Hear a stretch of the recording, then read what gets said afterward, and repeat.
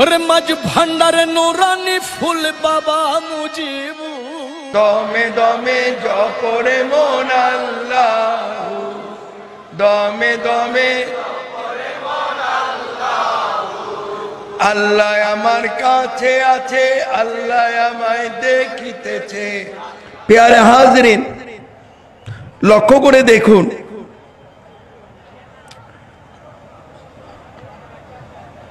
পাঁচ ওয়াক্ত সালাত ইয়ামুল জুমআ এটা ফরজে আইন, এটা আমাদের প্রত্যেকের আদায় করতে হবে। পাঁচ ওয়াক্ত প্রয়োজন হলে দ্বিতীয় আসমানে আসেন, আল্লাহর যদি খুব বেশি প্রয়োজন হয় তাহলে আল্লাহ প্রথম আসমানে আসেন। বলেন কি বলেন না? উচ্চ স্বরে বলেন, বলেন কি বলে না? শুনেন কি শুনেন না? তাহলে সমস্ত উপাসনার মালিক হচ্ছেন আল্লাহ, সেজদার মালিক হচ্ছেন আল্লাহ, কুল্লু মখলুকাতের মালিক হচ্ছেন কে? আল্লাহ। আল্লাহ। তাহলে আল্লাহর অবস্থান সম্পর্কে আমাদের জানার প্রয়োজন আছে কি নেই? আছে। আল্লাহর অবস্থান বুঝেন? আল্লাহর অবস্থা, আল্লাহ কোন অবস্থায় আছেন এটা জানার প্রয়োজন আছে কি নাই? আছে। কারণ যে আল্লাহর উপাসনা করব সে আল্লাহ সম্পর্কে জানতে হবে না? বুঝতে হবে না? কারণ আল্লাহ হচ্ছেন সৃষ্টিকর্তা, আমরা সৃষ্টি। তো সৃষ্টিকর্তার অবস্থান সম্পর্কেই যদি না জানি তাহলে কার উপাসনা করব আমরা? কি বলেন আপনারা? তা আমি অনেকগুলো কথা খুব অল্প কথার মধ্যে শেষ করব। মনোযোগটা অত্যন্ত প্রয়োজন, যেহেতু আমার আস্তে আস্তে একটু দেরি হয়ে গেছে। তারপরেও আমি মনোযোগ সহকারে শুনবেন, আমি বুঝিয়ে দিচ্ছি যে আল্লাহ আসলে কোথায় আছে। আল্লাহ কুরআন শরীফে বলেছেন বিসমিল্লাহির রহমানির রহিম। আমি একটু আগে বলেছি না আল্লাহ হাজিরি বলেছিলাম, এটাই প্রমাণ করে দিচ্ছি। বিসমিল্লাহির রহমানির রহিম ওয়া নাহনু আকরাবু ইলাইহি মিন হাবলিল ওয়ারিদ। আল্লাহ বলছেন, আয় আমার বান্দারা, আমি আল্লাহ তাআলা তোমাদের গর্দানের শাই রগ থেকে আরো অতি নিকটে বিরাজমান আছি। সুবহানাল্লাহ। প্রত্যেকে ঘাড় আছে না? গর্দান আছে না? আছে কি নাই? আছে। আপনারা আমার কথা বুঝেন? সবাই বুঝেন? তো জবাব দেন, আছে কি নাই? আছে। আছে তো? আছে। আচ্ছা, জবাব দিলে সওয়াব হবে না গুনাহ হবে? সওয়াব হবে। কারণ আল্লাহর কাছে সওয়াবের কোনো অভাব নাই। কি বুঝানোর জন্য আমি জবাব চাচ্ছি? কোরআন শরীফ বুঝানোর জন্য তো। তো এই বুঝতে গেলে জবাব দিলে সওয়াব না গুনাহ? জবাব দেবেন, বুঝবেন। আর এই জবাবের একটা উদ্দেশ্য আছে। ওয়াসওয়াসিল খান্নাস, খান্নাসের ইবলিসের ওয়াসওয়াসা, শয়তানের ওয়াসওয়াসা মানুষের সাথেই থাকে। থাকে কি থাকে না? থাকে। তাহলে লক্ষ্য করতে হবে আপনাদের, খুব মন দিয়ে শুনে। যেমন আমি একটা ছোট্ট উদাহরণ দেই, তাহলে বুঝে যাবেন। আমরা মসজিদে গিয়ে ফরজ নামাজ আদায় করি না? করি কি করি না? করি তো। দেখবেন তখন সম্মানিত আলেম সাহেবরা বলেন একজনের শরীরের সাথে একজন লেগে দাঁড়ান, ফাঁক রাখা যাবে না। বলে কি বলে না? কারণ কি? কারণ হচ্ছে যদি ফাঁক থাকে শয়তান ফাঁক দিয়ে ঢুকে, শয়তান ফাঁক দিয়ে ঢুকে মুসল্লিকে ওয়াসওয়াসা দিতে পারে, মনটা এদিক সেদিক ডাইভার্ট করে দিতে পারে, ঘুরিয়ে দিতে পারে। এবার বুঝতে পেরেছেন সবাই? তো এটা কার মাহফিল? একটু আগে বলেছি কার মাহফিল? আল্লাহর মাহফিল। এই কয়জনে জানেন? আর কেউ জানেন না? সবাই উচ্চ স্বরে বলেন, এটা কার মাহফিল? আল্লাহর মাহফিল। আচ্ছা, আর একটু তাহলে লক্ষ্য করে দেখেন, এটা আল্লাহর মাহফিল। তো এই মাহফিলে যদি মসজিদের ভিতরে, আল্লাহর ঘরের ভিতরে শয়তান ঢুকতে পারে, মসজিদের এই আল্লাহর মাহফিলের ভিতরে শয়তান ঢুকতে পারে না? পারে। পারে কি পারে না? মনটাকে এদিক সেদিক ডাইভার্ট করে দিতে পারে কি পারে না? ঘুরিয়ে দিতে পারে কি পারে না? এর জন্য আমি আপনাদের কাছে জিজ্ঞেস করি, জবাব দিলে হবে কি, কারো মন যদি এদিক সেদিক চলে যায়, মাহফিলের মধ্যে চলে আসবে, কোরআন সুন্নাহর বয়ান শুনে ইনশাআল্লাহ আপনাদের ইবাদত হবে এবং আল্লাহর পথের পাথিয়ে স্বরূপ, পুঁজি স্বরূপ কিছু নিয়ে যেতে পারবেন। সেটা কি? এলেম, জ্ঞান। এবার বুঝতে পেরেছেন? তাহলে মনোযোগটা অত্যন্ত প্রয়োজন। ভিতরে বাইরে যারাই আছেন মন দিয়ে বয়ান শুনবেন এবং এই শোনাটা ইনশাআল্লাহ ইবাদতের মধ্যে আল্লাহ কবুল করে নেবেন। এবার আল্লাহর অবস্থান সম্পর্কে বুঝাচ্ছি আমি। তাহলে আমাদের গর্দান আছে কি নাই? আছে তো? নিজের গর্দান নিজে দেখেন? নিজের গর্দান নিজে দেখেন? অন্যের ঘাড় দেখা যায় না? গর্দান দেখা যায় না? যদি লোকটা শুকনা হয়, যদি এমন এমন করে, দুইটা ঘাড়ের রগ এমন এমন করে না? কি বলেন? দেখেছেন আপনারা? আচ্ছা, এই দুইটা রগের নাম আল্লাহ কোরআন শরীফে বলেছেন হাবলিল ওয়ারিদ, গর্দানের শাহী রগ। আল্লাহ কোরআন শরীফে বলেছেন, আয় আমার বান্দারা, আমি আল্লাহ তাআলা তোমাদের গর্দানের শাহী রগ থেকে অতি নিকটে বিরাজমান আছি। সুবহানাল্লাহ। তাহলে আরেকটু বুঝিয়ে দিচ্ছি আপনাদের। আল্লাহ না করুক কোনো অ্যাক্সিডেন্টে, কোনো দুর্ঘটনায় কারো হাতের বা পায়ের রগ যদি কেটে যায়, সময় মতে যদি ডাক্তার সাহেবের কাছে যাওয়া যায়, ডাক্তার সাহেব এটা সিলাই টিলাই করে ওষুধ দিয়ে রিপেয়ার করে দেয় না? ঠিক করে দেয় না? আল্লাহ না করুক কোনো অ্যাক্সিডেন্টে, কোনো দুর্ঘটনায় যদি কারো গর্দানের রগ কেটে যায়, শাহী রগ কেটে যায়, ডাক্তার সাহেবের কাছে নামা পর্যন্ত টাইম থাকবে? টাইম থাকবে? রুটা বের হয়ে যাবে না? তাহলে আল্লাহ বলেছেন, আল্লাহ রাব্বুল আলামিন আমাদের গর্দানের শাহী রগ থেকে অতি নিকটে বিরাজমান আছেন। গর্দানের শাহী রগ থেকে অতি নিকটে হচ্ছে আমাদের রূহ, আমাদের প্রাণ। তাই আল্লাহ রাব্বুল আলামিন আমাদের প্রাণের সাথে মিশে আছেন। তাহলে কি হলো? আল্লাহ হাজিরি, আল্লাহ আমাদের ভিতরে হাজির আছে। তাহলে আল্লাহ আমাদের ভিতরে নাই? কোরআন কি বলে? আছে কি নাই? আছে। তারপরে কি বলেছি? আমি খুব বেশি লম্বা চোরা তাফসিরে যাব না, আমি অনেকগুলো কথা অল্প কথার মধ্যে শেষ করব। আমি জানি গ্রাম অঞ্চল, এখানে লোক তাড়াতাড়ি ঘুমানোর একটা অভ্যাস আছে, এর জন্য আমি অনেকগুলো কথা অল্প কথায় শেষ করব। প্যারে হাজিরিন, আল্লাহ হাজিরি বুঝিয়ে দিয়েছি, আল্লাহ নাজিরি, আল্লাহর নজরের মধ্যে আমরা আছি বলেছিলাম, এটা বুঝিয়ে দিচ্ছি। বিসমিল্লাহির রহমানির রহিম, ওয়া হুয়া মাকুম আইনামা কুনতুম। আয় আমার বান্দারা, আল্লাহ বলছেন, আয় আমার বান্দারা, আমি আল্লাহ, তোমরা যেখানে আমি আল্লাহ সেখানে। সুবহানাল্লাহ। আমরা যেখানে আল্লাহ কি সেখানে, বা আল্লাহ যেখানে আমরা কি সেখানে। তার মানে কি? আল্লাহ আমাদের সঙ্গে আছে। উচ্চস্বরে বলেন, আল্লাহ আমাদের সঙ্গে আছে। এই আল্লাহ যে সঙ্গে আছেন, এটা বললে আল্লাহ খুশি হবে না বেজার হবে? খুশি হবে। তাহলে বলেন, ইবাদত হবে না গুনাহ হবে? তাইলে আল্লাহ আমাদের সঙ্গে আছেন। তা আল্লাহ যখন আমাদের সঙ্গে আছেন, আল্লাহ আমাদের দেখছেন না? আল্লাহর কুদরতি নজরে আল্লাহ আমাদের দেখছেন না? দেখছেন কি দেখছেন না? ভালো করলো আল্লাহ দেখে, মন্দ করলো আল্লাহ দেখে। আর কি বলেছিলাম? আল্লাহ হাজিরি, আল্লাহ নাজিরি, আল্লাহ মাই। এই আল্লাহ মাই এটাও বুঝিয়ে দিচ্ছি। বিসমিল্লাহির রহমানির রহিম, ওয়া কানাল্লাহু বিকুল্লি শাইইন মুহিত। আল্লাহ বলছেন, আয় আমার বান্দারা, আমি আল্লাহ তাআলা তোমাদের মধ্যে মিশে রয়েছি। আমাদের শরীর যেমন চামড়া দ্বারা আবৃত, আমাদের শরীর যেমন চামড়া দ্বারা বেষ্টিত, আল্লাহ বলছেন আমি আল্লাহ তাআলা তোমাদের মধ্যে মিশে রয়েছি। এখন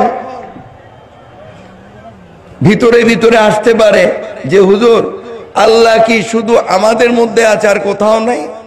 ইনশাআল্লাহ সবখানেই আছে। আমি বুঝিয়ে দিচ্ছি। বিসমিল্লাহির রহমানির রহিম।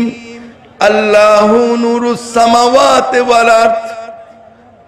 আল্লাহ বলছেন আল্লাহ রাব্বুল আলামিন নূর রূপে সর্বস্থানে সর্ব জায়গায় বিরাজমান আছেন।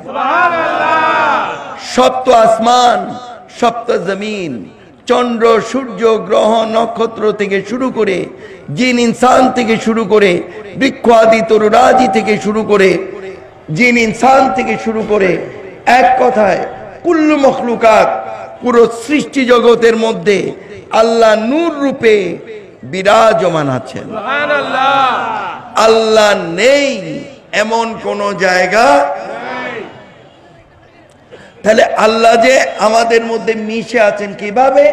নূর রূপে আল্লাহ আমাদের মধ্যে মিশে আছেন। আমাদের শরীর যেমন চামড়া দ্বারা আবৃত, আমাদের শরীর যেমন চামড়া দ্বারা বেষ্টিত, অনুরূপ ভাবে আল্লাহ আমাদের মধ্যে মিশে আছে। এবার বুঝে গেছেন আল্লাহর অবস্থান? তাহলে মসজিদে আল্লাহ নাই? উচ্চস্বরে বলেন। কাবা ঘরে আল্লাহ নাই? আল্লাহ সর্বস্থানে সর্ব জায়গায়। আল্লাহ আমাদের ভিতরে আছেন, আল্লাহ আমাদের মধ্যে মিশে আছেন, আল্লাহ আমাদের সঙ্গে আছেন। কথা বুঝতে পেরেছেন? আল্লাহ আমাদের সঙ্গে আছেন। এইভাবে এক মাহফিলে আমি বলছিলাম, ওই মাহফিলে লাখো লোকের মাহফিল ছিল। তো এক ব্যক্তি দাঁড়ালো, দাঁড়িয়ে, আপনারা কথা বলবেন না বাবা, কথা বলবেন না। তো লক্ষ্য করে দেখেন যেটা আমি বলছিলাম, এক মাহফিলে দাঁড়িয়ে আমাকে বলছে যে হুজুর আমি একটু বলতে চাই। আজি বলেন। যে আপনি বলেছেন আল্লাহ আমাদের ভিতরে আছেন, আল্লাহ আমাদের সঙ্গে আছেন, আল্লাহ আমাদের মধ্যে মিশে আছেন। তা আল্লাহরে তো ভাইয়াই গেলাম, তার ইবাদত বন্দিগির দরকারটা কি? কথা বুঝছেন? আমি এভাবে বুঝাচ্ছিলাম, তো বেটা এমন বুঝা বুঝছে তো দাঁড়ায় কয় তো যে আল্লাহর জন্য এত ইবাদত বন্দিগি, তো আল্লাহর ভাইয়াই গেলাম, তো ভিতরে আছে, সঙ্গে আছে, মিশে আছে, তো পাইয়েই তো গেছি। তার ইবাদত দরকার কি? এই বিষয়ে জানার দরকার আছে কি নাই? এখন ওই বেটারে আমি বললাম যে এই যে আপনি যে বললেন, এখন আপনাকে আমি একটু বুঝিয়ে দেই। বলে হুজুর কি? আজ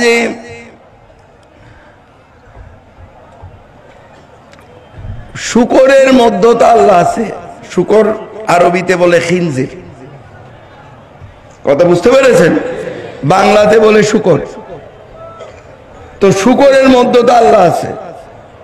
আপনারা যেমন এখন অবাক হয়েছেন না, ওই লাখো লোক ওই দিন এইভাবে অবাক হয়েছিল। আমি একটু বুঝাই দিব না? কি বলেন? বুঝিয়ে দিচ্ছি যে কিভাবে আল্লাহ। লক্ষ্য করে দেখেন, বলে ওই লোক তখন কয় হুজুর আপনি কি আমারে শুকর কোনো কইলেননি?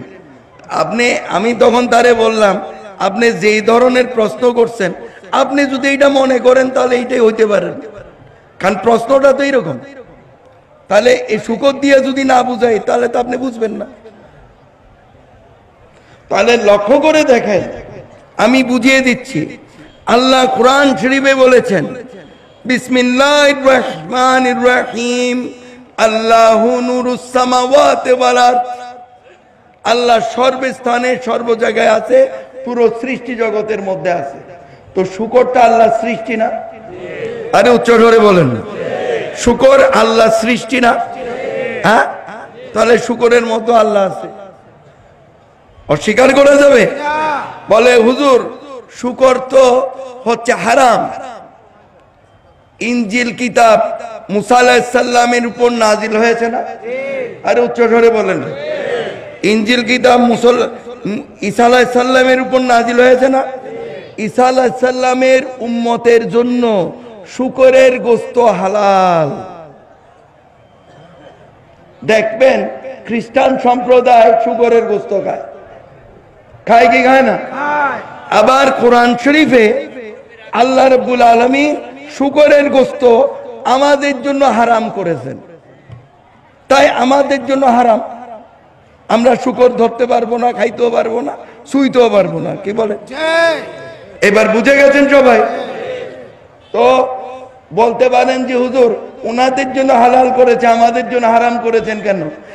এক প্রাণী যদি সবাই খায় তাহলে ওই প্রাণীটা পৃথিবীর থেকে বিলুপ্ত হয়ে যাবে, যার কারণে এক এক গোত্রকে আল্লাহ এক একটা দিয়েছেন। এবার বুঝে গেছেন সবাই? তাহলে সমস্ত কিছুর মধ্যে কি আছে? আল্লাহ আছে। ওই লোককে আমি এইভাবেই বুঝিয়েছিলাম, ওই দিন লাখো লোককে এইভাবেই বুঝিয়েছিলাম। তো সুতরাং আল্লাহ আমাদের ভিতরে আছেন, আল্লাহ আমাদের মধ্যে মিশে আছেন, আল্লাহ আমাদের সঙ্গে আছেন। এটা আল্লাহর দয়া, আল্লাহর রহমত। কারণ আল্লাহর এক নাম হচ্ছে রহমান, মানে দয়াল। আল্লাহ দয়াল বলেই আমাদের ভিতরে আছেন, আমাদের মধ্যে মিশে আছেন, আমাদের সঙ্গে আছেন। কিন্তু আল্লাহ আমাদের সঙ্গে আছেন, এটা আল্লাহর দয়া। কোরআন শরীফ যেমন, আমি একটা উদাহরণ দেই, আমাদের বাংলাদেশের একটা সংবিধান আছে না? জবাব দেন না, আমি তো উদাহরণ দিচ্ছি, আছে না? এই সংবিধান মেনে আমাদের দেশের লোক চলতে হবে না? ভারতে একটা সংবিধান আছে না? কি বলেন? আমেরিকা একটা সংবিধান আছে না? ইউনাইটেড কিংডমে একটা সংবিধান আছে না? পাকিস্তানে একটা সংবিধান আছে না? যেই দেশের নাগরিক হবে সেই দেশের সংবিধান মেনে তাকে চলতে হবে। যেহেতু আমরা বাংলাদেশের নাগরিক, আমরা বাংলাদেশের সংবিধান মানতে হবে কি হবে না? হবে। যদি বাংলাদেশের সংবিধান না মানি দেশ চলবে? হ্যাঁ, সংবিধান নিয়ে যদি রাজনীতিবিদদের মধ্যে কোনো সন্দেহ থাকে, ওনারা আলাপ আলোচনা করে সংসদের মধ্যে ঠিক করে নেবেন। কি বলেন? তাই না? কিন্তু আমরা যারা এই দেশের নাগরিক, আমাদের মেনে চলতে হবে না? অনুরূপ ভাবে আমরা ইসলাম ধর্মের অনুসারী, আমরা কোরআন সুন্নাহর অনুসারী। কি বলেন বাবারা? তাহলে আমাদের ধর্মীয় সংবিধানের নাম হচ্ছে কোরআন। আমাদের ধর্মীয় সংবিধানের নাম কি? কোরআন শরীফ। তাহলে কোরআন শরীফ হচ্ছে আমাদের ধর্মীয় সংবিধান।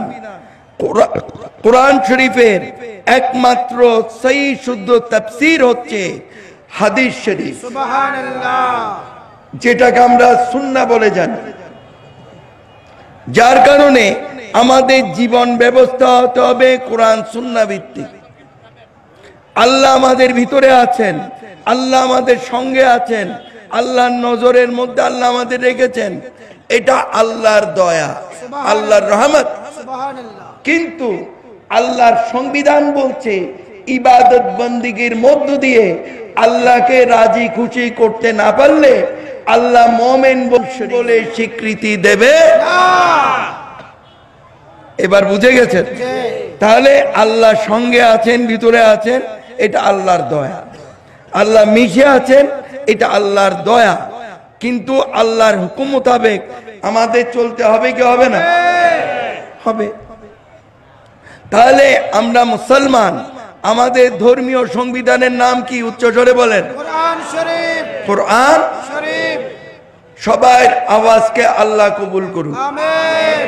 কোরআন সুন্নাহ ভিত্তিক জীবন ব্যবস্থা মোতাবেক চলার আল্লাহ তৌফিক দান করুন। আমিন। ঈমানি জীবন যাপন করার তৌফিক আল্লাহ সবাইকে দান করুন। আমিন। বেশি বেশি নামাজ পড়ার তৌফিক দান করুন, রোজা রাখার তৌফিক দান করুন, ধন সম্পদ থাকলে হজ করার তৌফিক দান করুন, ধন সম্পদ থাকলে যাকাত দেওয়ার তৌফিক দান করুন, কলমা শরীফ আদায় করার তৌফিক দান করুন। আরো ইবাদত বন্দেগী আছে না? এক কথায় কোরআন সুন্নাহ ভিত্তিক জীবন ব্যবস্থা গঠন করে চলার তৌফিক আল্লাহ সবাইকে দান করুন। প্যারে হাজিরিন, তাহলে যে আল্লাহ আমাদের ভিতরে আছেন, যে আল্লাহ আমাদের সঙ্গে আছেন, যে আল্লাহ আমাদের মধ্যে মিশে রয়েছেন, সে আল্লাহর সাথে সম্পর্ক করতে হবে। উচ্চস্বরে বলেন, সম্পর্ক করতে হবে। তাহলে বয়ানটা মনোযোগ সহকারে শুনতে হবে কি হবে না? হবে। প্যারে হাজিরিন, 5 ওয়াক্ত সালাত ইয়ামুল জুমআ এটা ফরজে আইন, এটা আমাদের প্রত্যেকের আদায় করতে হবে। 5 ওয়াক্ত সালাত অর্থাৎ 5 ওয়াক্ত নামাজ। এই প্রসঙ্গে একটু পরে আসছি, আবার একটু বুঝিয়ে দেই। আচ্ছা ঠিক আছে, আমি যেটা নিয়ে আলাপ করছি সেটাই বুঝাচ্ছি, রাত্র বেশি হয়ে যাচ্ছে। যতটুকুন সম্ভব সংক্ষেপে অনেকগুলো বিষয় আপনাদেরকে বুঝিয়ে দিচ্ছি, যাতে ইবাদত বন্দেগীর মধ্য দিয়ে আল্লাহ আপনাদের সবাইকে মুমিন মুসলমান হিসেবে কবুল করুন। আমিন। কিভাবে মুমিন হওয়া যাবে আমি বুঝিয়ে দিচ্ছি খুব সংক্ষেপের মধ্যে, অনেকগুলো কথা অল্প কথার মধ্যে। প্যারে হাজিরিন, লক্ষ্য করে দেখুন,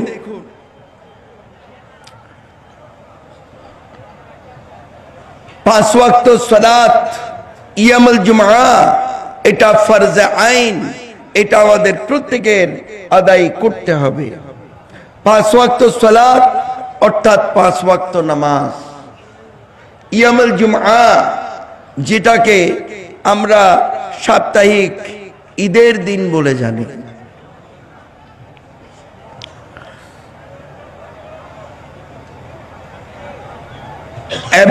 প্যারে হাজিরিন, জিলহজ মাসে হজ অনুষ্ঠিত হয় না? কি বলেন? যেমন ধনী ব্যক্তিদের জন্য আল্লাহ হজকে ফরজ করেছেন, গরিবের জন্য আল্লাহ হজকে ফরজ করেন নাই। কিন্তু ধনী হোক আর গরিব হোক, প্রত্যেকেরই ছোটবেলা থেকে একটা আরজু থাকে, একটা আকাঙ্ক্ষা থাকে যে আল্লাহ যখন আমাকে তৌফিক দান করবেন ইনশাআল্লাহ আমি হজ করব। সুবহানাল্লাহ। এই ইচ্ছা আছে কি নাই? উচ্চস্বরে বলেন, আছে কি নাই? আছে। তাহলে লক্ষ্য করে দেখেন, জিলহজ মাসে হজের টাইমে হাজি সাহেবরা হজ করতে যান না? যান কি যান না? যান। তখন গরিবের মন কাঁদে, ও আল্লাহ তুমি যদি আমাকে তৌফিক দিতা তাহলে আমি মিনার পাদ মুজদালিফায় গিয়ে হজের কাজ শেষ করে তুমি আল্লাহর ঘর তাওয়াফ করে সাই করে মুকাম ইব্রাহিমে গিয়ে শুকরানা সালাতের মাধ্যমে হজের কাজ আমি শেষ করতাম। ও আল্লাহ তুমি যদি আমাকে তৌফিক দিতা হজের কাজ শেষ করে তোমার মেহবুব মুহাম্মদুর রাসূলুল্লাহ সাল্লাল্লাহু আলাইহি ওয়াসাল্লামের পবিত্র রওজা পাকে গিয়ে মসজিদে নববীতে 40 ওয়াক্ত নামাজ আমি আদায় করতাম। ও আল্লাহ, গরিব বলে, ও আল্লাহ তুমি যদি আমাকে তৌফিক দিতা তাহলে তোমার মেহবুব হুজুরে পুন্নুস সাল্লাল্লাহু আলাইহি ওয়াসাল্লাম যে সমস্ত স্থানে গিয়েছেন সব স্থানে যেতে না পারলেও মশহুর মশহুর স্থানগুলো ঘুরে ঘুরে আমি দেখতাম।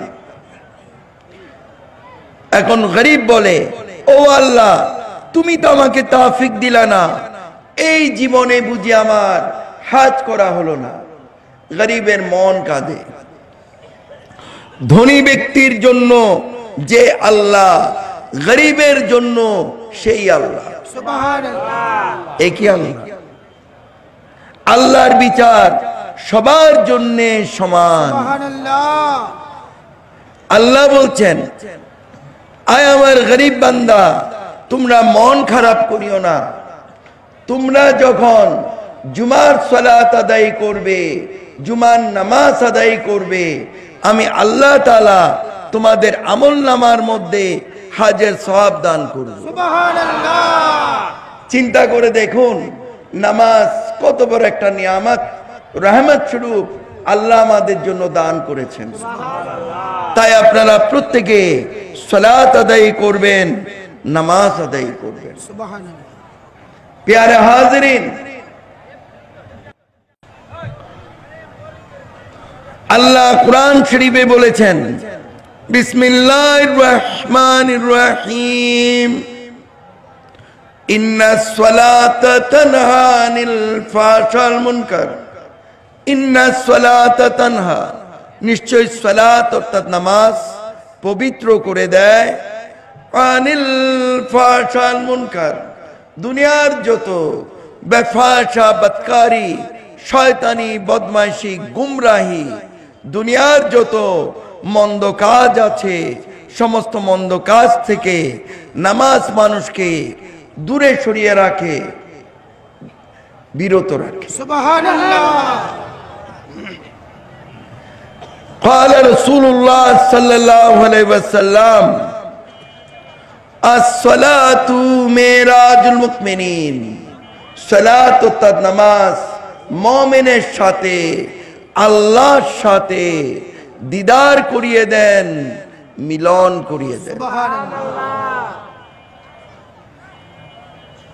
প্যারে হাজিরিন, নামাজ কত বড় একটা নিয়ামত, রহমত স্বরূপ আল্লাহ তাআলা আমাদের জন্য দান করেছেন। তাই প্রত্যেকে সালাত আদায় করবেন, নামাজ আদায় করবেন। সুবহানাল্লাহ। প্যারে হাজিরিন,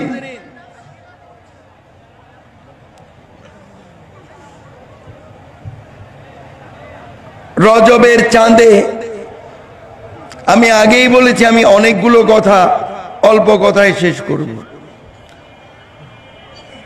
রজবের চাঁদে আল্লাহ রসুল মেরাজে গিয়েছেন না? কি বলেন? রজবের চাঁদে আল্লাহ রসুল মেরাজে গিয়েছেন না? গিয়েছেন কি জান নাই? শুনেছেন কি শুনেন নাই? শুনেছেন।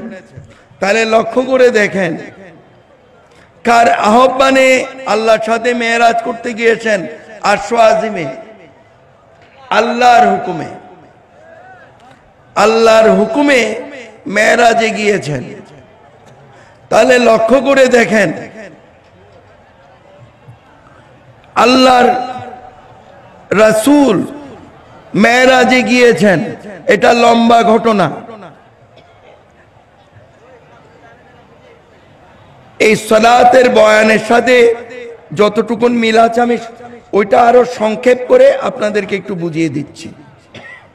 প্যারে হাজিরিন, আমার মুখ্য উদ্দেশ্য যেটা, সেই অংশটা আমি নেব কিন্তু সংক্ষেপে। তাহলে আল্লাহ রসুল মেরাজে গিয়েছেন, যেমন আল্লাহ রসুল হচ্ছেন আমাদের রুহানি পিতা। বুঝেন নাই? কারো ভিতরে দ্বিধাদ্বন্দ্ব আছে? অনেকের ভিতরে আছে, কারণ আওয়াজটা কম। আমি বুঝিয়ে দিচ্ছি।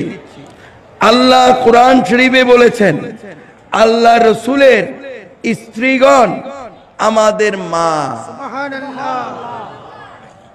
কথা বুঝতে পেরেছেন? আল্লাহ কুরআন শরীফে বলেছেন, আল্লাহ রসুলের স্ত্রীগণ আমাদের কি? তো আল্লাহ রসুলের স্ত্রীগণের স্বামী কি হবে? আমাদের কি হবে? বাবা বা পিতা। কি বলেন? তাহলে আল্লাহ রসুল হচ্ছেন আমাদের রুহানি কি? আরে বেডা, ভালোবাসা কারে কয় তারা জানে, তারা সিনে ভালোবাসা কারে কয়। আমি কি একটু বুঝাইয়ে দিব? আল্লাহ বাসায় রাখলে আল্লাহর প্রেম কারে বলে? কথা বুঝছেন? আল্লাহর লোকে প্রেম করতে হইব না আজকে না, এটা আরেকদিন বুঝাবো। আজকে ইনসানের প্রেমটা বুঝাই দিই, ঠিক আছে? কারণ লম্বা হয়ে যাইতেছে, আমি আগেই বলেছি আমার শরীর খারাপ। প্রমাণ কোরআন শরীফ, কোরআন সুন্নাহ দিয়া কিভাবে আল্লাহ রসুলের সাথে প্রেম করতে হবে এটা শিখাই দিব আরেকদিন। আজকে আজকে ইনসানের প্রেমের কথা বলি। ভালোবাসা দিবস, আমরা যারা মুসলমান ইসলাম ধর্মের অনুসারী আমাদের জন্য প্রত্যেক দিন ভালোবাসা দিবস। সুবহানাল্লাহ, কথা বুঝতে পেরেছেন? আমাদের ধর্মের প্রতি ভালোবাসা আছে না? আছে। উচ্চ স্বরে বলবেন, ধর্মের প্রতি ভালোবাসা আছে না? আছে তো? পিতা মাতার প্রতি ভালোবাসা আছে না? ভাই বোনের প্রতি ভালোবাসা আছে না? দেশের প্রতি ভালোবাসা আছে না? পাড়া প্রতিবেশীর প্রতি ভালোবাসা আছে না? কি বলে? মুরব্বীর প্রতি ভালোবাসা আছে না? ছোটর প্রতি ভালোবাসা আছে না? সমবয়সীর প্রতি ভালোবাসা আছে না? তো প্রত্যেক দিনই তো ভালোবাসা দিব। কারো কাছ থেকে ভালোবাসা হাওলাত করে আনতেই এই জোড়ায় জোড়ায় ঘুরার নাম কি ভালোবাসা দিব? এটা তো বেহায়াপনা, এইগুলো হচ্ছে বেহায়াপনা। এই ভালোবাসা দিবস করতে করতে পরে দিয়ে যায় অনৈতিক কাজে যায় জড়িত। এই ধরনের ভালোবাসা দিবসের প্রয়োজন আছে? আমাদের আল্লাহ তরফ থেকে কোরআন সুন্নাহ যে ভালোবাসার কথা বলেছে ইনসানের প্রতি ইনসানের ভালোবাসা, সেটা বুঝাই দিছি না? বুঝিয়ে দিয়েছে তো। প্রত্যেক দিনই তো ভালোবাসা দিবস। আবার কয়দিন পরে আবার ল্যান্ড করবে আরেকটা দিবস ওয়েস্টার্ন কান্ট্রি থেকে, সেটা হচ্ছে ফাদার্স ডে, মাদার্স ডে, পিতৃ দিবস, মাতৃ দিবস। কারণ কি জানেন? আমি ওদের গীবত করতেছি না, ওদের কালচার সম্পর্কে বুঝাচ্ছি। কালচার তো ইংরেজি শব্দ হয়ে গেল। ওদের সংস্কৃতি, কথা বুঝতে পেরেছেন? ওদের সংস্কৃতি সম্পর্কে বুঝাচ্ছি, কথা বুঝতে পেরেছেন? তারা কি করে জানেন? বাচ্চা যখন 17 হয়ে যায়, 18 হয়ে যায়, তখন কয় তুমি নিজে ইনকাম করে খাও। বাপ মায় কয় আমি তোমাদেরকে পালতে পারবো না, তুমি ইনকাম করে লেখাপড়া করো, তুমি ইনকাম করে খাও। এই বাচ্চা বড় হইয়া কি করে জানেন? কই তুমি যখন আমার ইনকাম করে খাওয়াইতে দিছো, তো তোমারে বুড়া কালে আমি ইনকাম করে খাওয়াবো। তুমি চাইতে একটা বৃদ্ধাশ্রমে চলে, কথা বুঝতে পেরেছে? দেখবেন ওইখানে হাজার হাজার বৃদ্ধ আশ্রম আছে। মানে বৃদ্ধ আশ্রম মানে বুঝছেন, বুড়া বুড়ি থাকে, নাতি পতি এদের সাথে কোনো সম্পর্ক নেই। ওই বছরে একদিন ফাদার্স ডে, মাদার্স ডে, ওই দিন ফ্যাডের এক কোনায়, বুকের এক কোনায় বাচ্চার একটু আহারে, সারা বছর বাপরে দেখলাম না, আজকে বৃদ্ধ আশ্রমে যাই একটু দেখে আসি। সরকারের সাহায্য হইতে চলে, নিজে তো দেখি না, একটু যাই একটু ক্যাকো গাইতে। এটার নাম হচ্ছে ফাদার্স ডে, এটার নাম হচ্ছে মাদার্স ডে। আল্লাহ কোরআন শরীফে বলেছেন, রাসূল হাদিস শরীফে বলেছেন, আমাদের প্রতিদিন পিতৃ দিবস, প্রতিদিন মাতৃ। সুবহানাল্লাহ, কথা বুঝতে পেরেছেন? কারণ বাপ মার সেবা সন্তানের জন্য ইবাদত। সুবহানাল্লাহ, কথা বুঝতে পেরেছেন? এখন কে আমার লোকে রাগ হইল, কে গোসা হইল, আমার কিচ্ছু যায় আসে। যেটা সত্য সেটা আমাকে বলতে হবে, কুসংস্কার যেটা সেটাকে কোরআন সুন্নাহর আলোকে ব্যাখ্যা দিয়া আমাকে বুঝাইতে হবে। কে খুশি হইলেন, কে বেজার হইলেন, আমার কিচ্ছু যায় আসে। প্রত্যেক দিন ফাদার্স ডে, প্রত্যেক দিন মাদার্স ডে, প্রত্যেক দিন পিতৃ দিবস, প্রত্যেক দিন মাতৃ দিবস। বুঝে গেছেন সবাই? মা বাপের সেবা কি? উচ্চ স্বরে বলেন। আরে রাগ হয়েছেন নি কথা? তো মা বাপের সেবা ইবাদত, এটা কইলে আল্লাহ কি খুশি হইব না বেজার হইব? এবার উচ্চ স্বরে বলেন, মা বাপের সেবা কি? সবার আওয়াজকে আল্লাহ কবুল করুন। মা বাপের সেবা করার তৌফিক দান করুন। মা বাপের সাথে যেন বেয়াদবি না করে সেই তৌফিক আল্লাহ সবাইকে দান করুন। সবার আমিনকে আল্লাহ কবুল করুন। সবার আওয়াজকে আল্লাহ কবুল করুন। যেটা বলছিলাম সেদিকে চলে। তাহলে অনেক বেয়াদব, নাফরমান, মুনাফিক আছে যারা বাপ মার উপর অত্যাচার করে। বাপ মার উপর অত্যাচার করে, বউ বাচ্চা লইয়া ভালো ভালো খায়, বাপ মারে দাসী বান্দির মতো ব্যবহার করে। আমি কি ভুল বলেছি? এরকম অনেক বেঈমান নাফরমান আছে না?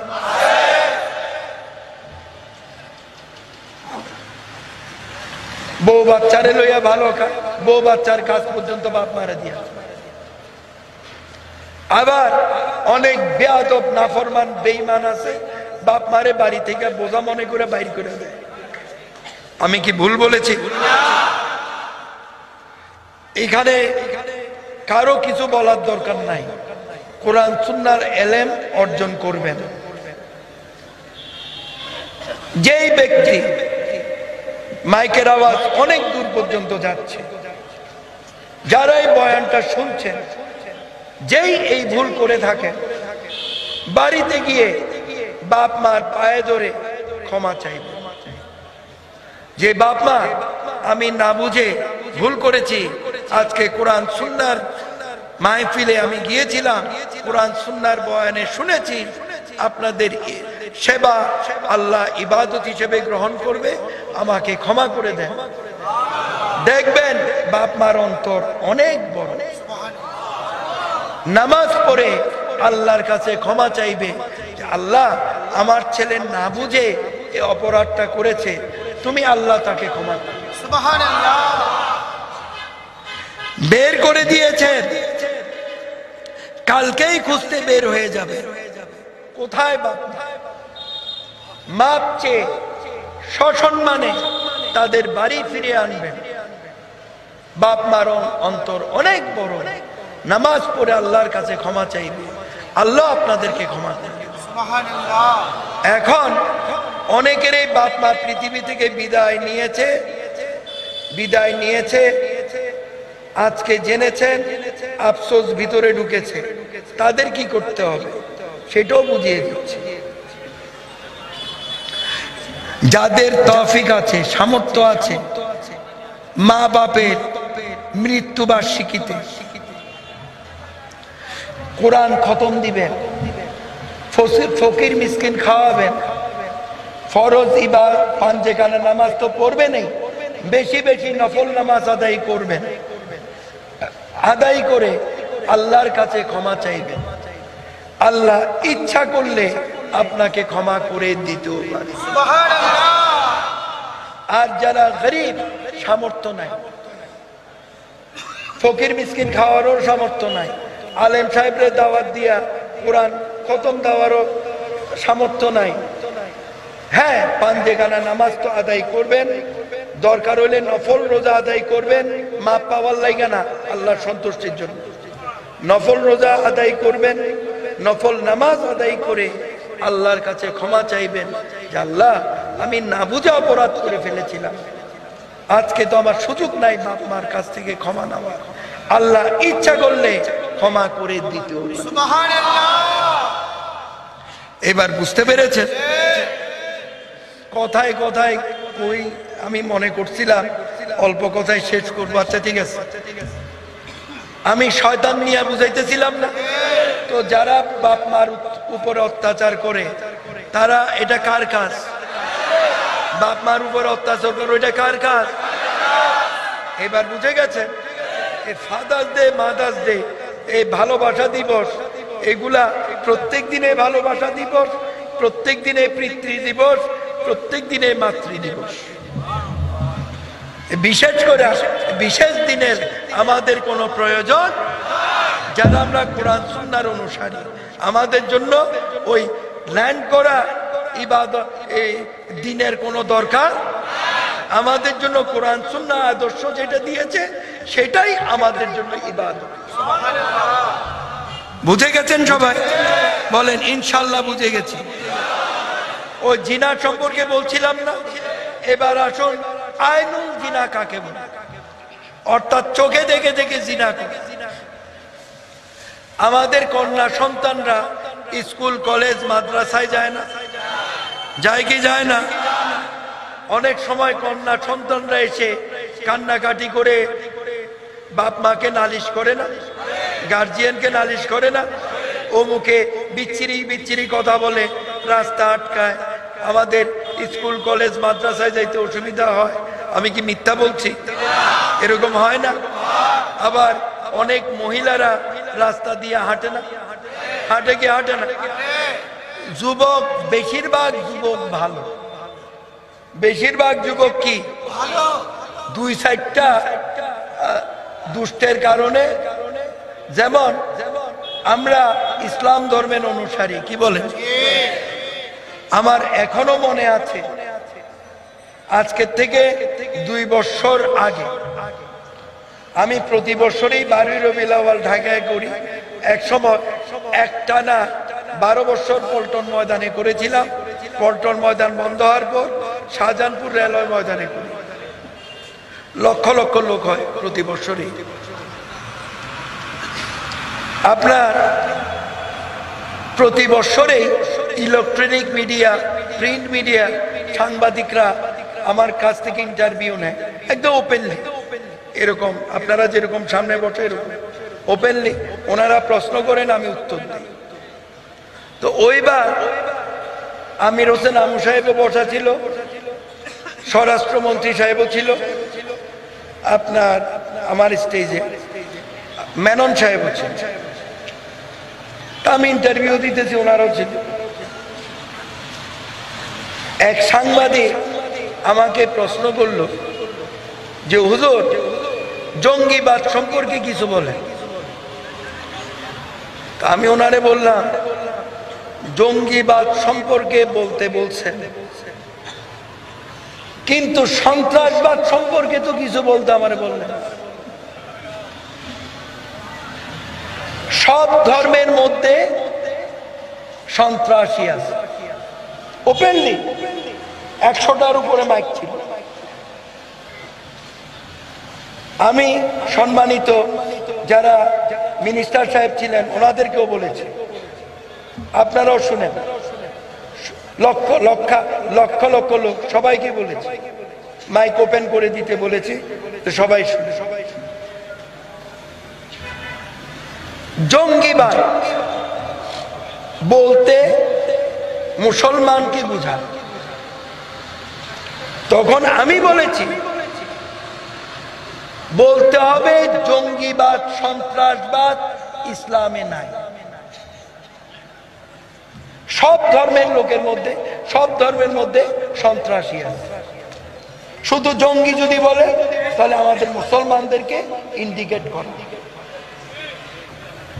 সেদিন আমি ক্লিয়ার করে দিয়েছি, আজকে ব্যাখ্যাটা আমি দিচ্ছি না। কথা বুঝতে পেরেছেন? তাহলে হ্যাঁ, তখন বলেছি যে এই যে নাসিরনগরে হামলা হয়েছে, বাংলাদেশ সরকার তো সেটার এই প্রতিকার করেছে, সন্ত্রাসীদের ধরে শাস্তি দিয়েছে বা সন্ত্রাসীদের খুঁজছে। রামুতে হয়েছে, সেটাও খুঁজছে।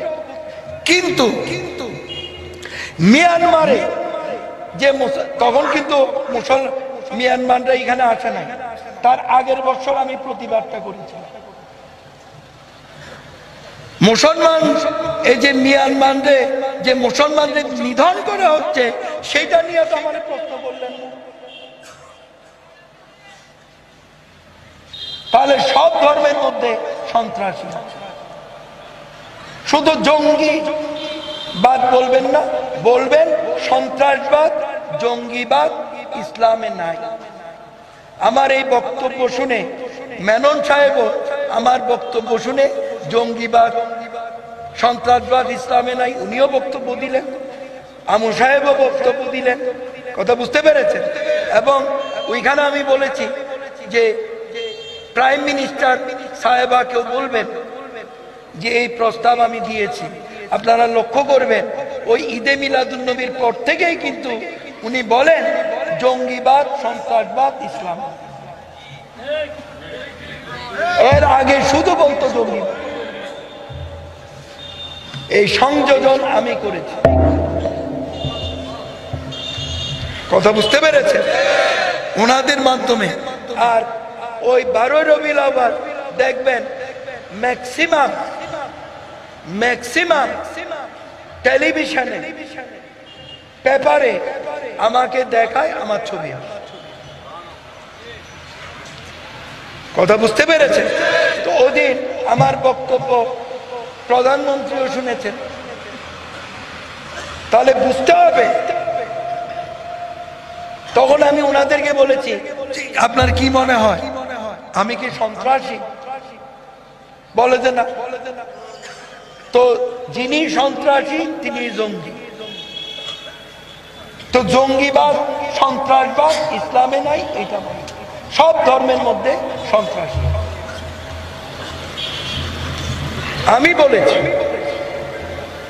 কথা বুঝতে পেরেছেন? বিভিন্ন চ্যানেলে আমার এই বক্তব্য সেদিন দেখিয়েছি।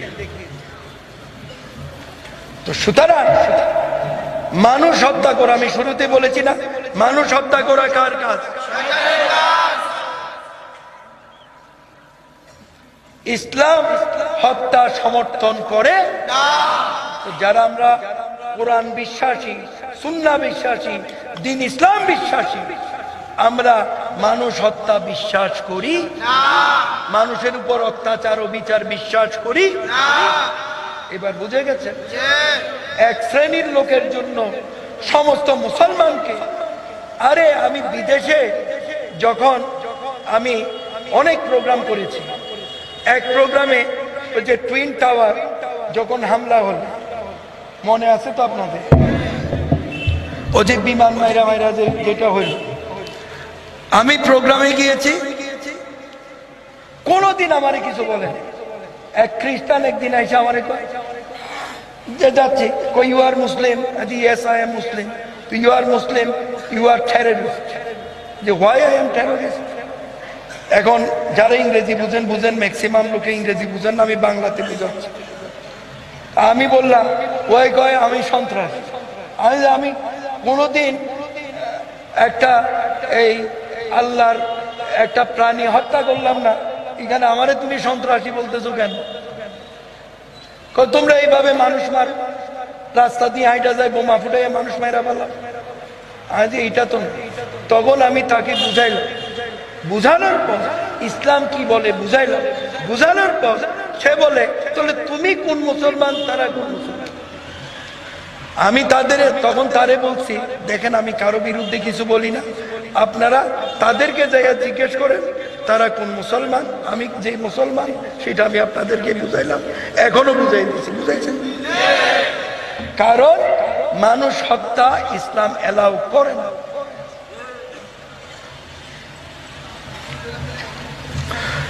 যেটা আমি বলছিলাম সেদিকে চলছে। তাহলে ওই জিনার কথা বলছিলাম না, হঠাৎের মধ্যে এটা চলে এসেছে কোন একটা কথা প্রসঙ্গে, আমি বুঝিয়ে দিলাম। কথা বুঝতে পেরেছেন? আমিও সবসময় বলি সন্ত্রাসবাদের বিরুদ্ধে আমি সবসময় কথা বলি। যখন জঙ্গিবাদ, সন্ত্রাসবাদ নিয়ে কথা হইতো না, তখন থেকে আমি সন্ত্রাসবাদের বিরুদ্ধে কথা বলি। একদিন লাখো লোকের মাহফিল, আমার এক শুভাকাঙ্ক্ষী দাঁড়াই আমারে বলে যে হুজুর, আপনি যেভাবে এই অন্যায়ের বিরুদ্ধে কথা বলেন, কোন দিন জানি আপনারা ঠুস করে দেয়, এটার কোনো ঠিক নাই। তখন আমি তারে বললাম যে আপনি আমার জন্য চিন্তা করছেন, আমি খুব খুশি হয়েছি, কিন্তু এটা আমি বন্ধ করব না, যতক্ষণ আমার নিঃশ্বাস আছে আমি অন্যায়ের বিরুদ্ধে বলেই যাব। কারণ আমার ধর্ম এটা আমাকে বলতে স্বীকৃতি দিয়েছে, আমার ইসলাম ধর্ম আমাকে স্বীকৃতি দিয়েছে, আমি অন্যায়ের বিরুদ্ধে বলেই যাব। কথা বুঝতে পেরেছেন? যাই হোক, যেটা বলছিলাম মানে আইনুল জিনার কথা বলছিলাম না, লক্ষ্য করে দেখেন শুধু স্কুল কলেজের মেয়ে কেন, অনেক মহিলারা রাস্তাঘাটে চলাফেরা করেন, আপনারা মাঝে মধ্যে কন না এই বেটা, কারণ শয়তান তো সব বয়সের লোকের অন্তরের ভিতরে ঢুকতে পারে, পারে কি পারে না? এই ক্ষমতা শয়তানকে কে দিয়েছে? এই বেটা এইভাবে মহিলার দিকে তাকায় রেছস, তোর কি মা বোন নাই? তোর বুড়া কালে বিবৃতি হইল নাকি? বলে না মাঝে মধ্যে, বলেন না আপনারা? আমি কি ভুল বলেছি? এমন ভাবে তাকায় রেছস জিন্দগিতে মনে হয় মহিলাই দেখো, বলেন না আপনারা? এই যে মহিলাদের দিকে তাকিয়ে তাকে ইংরেজিতে যেটা বলে ইফটিজিং, এটা এই ইফটিজিং চালু হয়েছে সেদিন। আর আমাদের ধর্ম ইফটিজিং এর বিরুদ্ধে বলে আসছে, আল্লাহ রসুলের জবানে পাক করতে, আমরাও বলে আসছি, আলেমরাও বলে আসছি, ইফটিজিং এর বিরুদ্ধে আমরা বলেই আসছি। ইফটিজিং এটা ইংরেজি শব্দ কইতে বড় মজাই লাগে, কোনো শব্দই খারাপ না, সব ভাষাই ভালো। মানুষে খারাপ কাজ করলে, যেমন এই যে পাকিস্তানিরা আমাদের দেশে অত্যাচার করে গেছে, কি বলে, এখন উর্দু ভাষার প্রতি মানুষের ঘৃণা চলে আসছে, কিন্তু কোনো ভাষাই খারাপ না, ওই ভাষা মানুষগুলা খারাপ ছিল। কথা বুঝতে পেরেছেন? কোনো ভাষাই খারাপ না, ওই ভাষার মানুষগুলা খারাপ ছিল। এবার বুঝে গেছেন সবাই? তাহলে লক্ষ্য করে দেখেন, মহিলাদের দিকে তাকিয়ে তাকিয়ে আজে বাজে কথা বলে, জিনার নজরে তাকিয়ে বিচ্ছিরি বিচ্ছিরি কল্পনা করা, এইটাকে বলা হয় আইনুল জিনা। চোখে দেখে দেখে জিনা করে, সরাসরি জিনা করলে যেই গুনাহ, আইনুল জিনার একই সমান গুনাহ। বলেন নাউজুবিল্লাহ। এটা কার কাজ? উচ্চস্বরে বলেন, কার কাজ? খাদ্যদ্রব্যের মধ্যে ভেজাল মেশানো, এটা কার কাজ? এইভাবে কাজের বর্তমানে অভাব নাই বাবা। এইভাবে আমি বলতে গেলে রাত্র পার হয়ে যাইব। শয়তানি এই যে তাদের ব্যাখ্যা শেষ হবে। এক কথায় পৃথিবীতে যত রকমের খারাপ কাজ আছে, এটা কার কাজ? আল্লাহ জ্ঞান দিয়েছে, বিবেক দিয়েছে, বুদ্ধি দিয়েছে, এটা দিয়ে সবাইকে বুঝে নিতে হবে কোনটা ভালো কোনটা মন্দ। কি বলে? আমি কি ভুল বলেছি?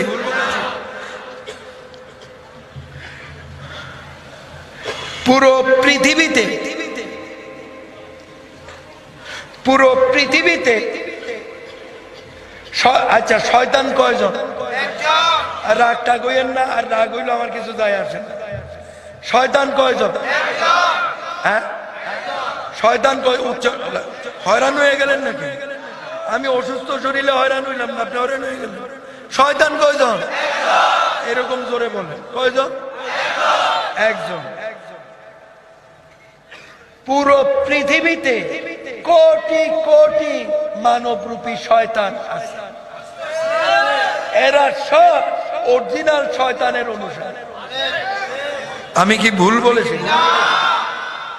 পুরো পৃথিবীতে কোটি কোটি মানবরূপী শয়তান আছে, আছে কি নাই? আচ্ছা রে বাবা, বাংলাদেশটা কি পৃথিবীর বাইরে? উচ্চ স্বরে বলেন, পৃথিবীর বাইরে? ভিতরে তো। তাহলে এই দেশে মানবরূপী শয়তান নাই? আছে কি নাই? মানবরূপী শয়তান যদি না থাকে, আমি দেখাই দিব, দেখাবো ঠিক ঠিক, এখনই দেখাইতেছি। আমরা রমজান মাসে রোজা রাখি না? রাখি না? পুরা রমজান মাস আল্লাহ অরিজিনাল শয়তান রে শিকল বন্দি করে রাখে না? রাখি কি রাখে না? হ্যাঁ, এই অরিজিনাল শয়তানের কাজ চালায়া যায় মানবরূপী শয়তান। দেখবেন আল্লাহর অনেক গরিব বান্দা 11 মাস সঞ্চয় করে রমজান মাসে ভালো খেয়ে রোজাটা রাখার জন্য। আমি কি ভুল বলেছি? যাদের টাকা পয়সা বেশি তাদের তো আছে, অনেক গরিব লোক, কারণ রমজান মাসে ভালো খাওয়ার একটা ইচ্ছা সবার অন্তরেই জাগে। ঠিক বলেছি কিনা? হ্যাঁ, এই সুযোগে মানবরূপী শয়তান দেয় খাদ্যদ্রব্যের দাম বাড়াই। ভুল বলেছি কিনা?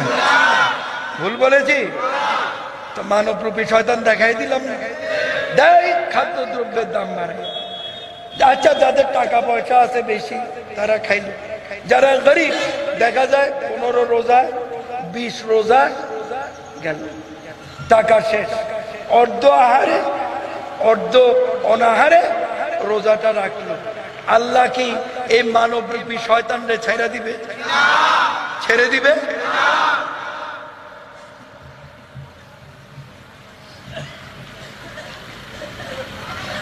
লক্ষ্য করে দেখেন, রমজান মাসের শেষ ভাগে যারা দূর দূরান্তে কাজে কর্মে থাকে, যার যার ইনকাম নিয়ে ভালোভাবে ঈদ করার জন্য মা বাপরে নিয়ে, বাচ্চা কাচ্চা নিয়ে, যার যেরকম সংসার আছে আসে, মানবরূপী শয়তানে কি করে? মানবরূপী সন্ত্রাসী, চোর, ডাকাত, মলম পার্টি বাইরে হয়ে যায়, সর্বস্ব লুটপাট করে নিয়ে আসে, 2-4টারে মাইরাও ভালো। আমি কি ভুল বলেছি? তো বলেন, মানবরূপী শয়তান আছে না নাই? এরকম ব্যাখ্যা দিতে গেলে বহুত দেখা। মানুষের জিনাখোর, এগুলা যে শয়তান, এত বিকৃত এদের চিন্তাধারা, একটা শিশু বাচ্চা পর্যন্ত এই জিনাখোরের থেকে বাঁচতে পারে। আল্লাহ কি এদেরকে ছেড়ে দেবে? তাহলে বুঝতে হবে শয়তানি কাজ কারবার থেকে আল্লাহ সবাইকে হেফাজত করুন। বেশি বেশি নামাজ পড়ার তৌফিক দান করুন, রোজা রাখার তৌফিক দান করুন, হজ করার তৌফিক দান করুন, কুরআন সুন্নাহ ভিত্তিক জীবন ব্যবস্থা গঠন করে মুমিন মুসলমান হওয়ার তৌফিক দান করুন। শয়তানি কাজ কারবার থেকে আল্লাহ সবাইকে হেফাজত করুন। ইমানি জীবন যাপন করার তৌফিক আল্লাহ সবাইকে দান করুন। এবার আসেন, সাবধান হয়ে গেছেন না শয়তানি কাজ কারবার থেকে? সাবধান করে দিলাম তো? এবার আসেন, ইবাদত নিয়ে আলাপ করছিলাম না, সেখানে আসেন। আমি একটু গরম পানি পান করি, আপনারা একটু দরুদ পড়েন কেমন? আল্লাহুম্মা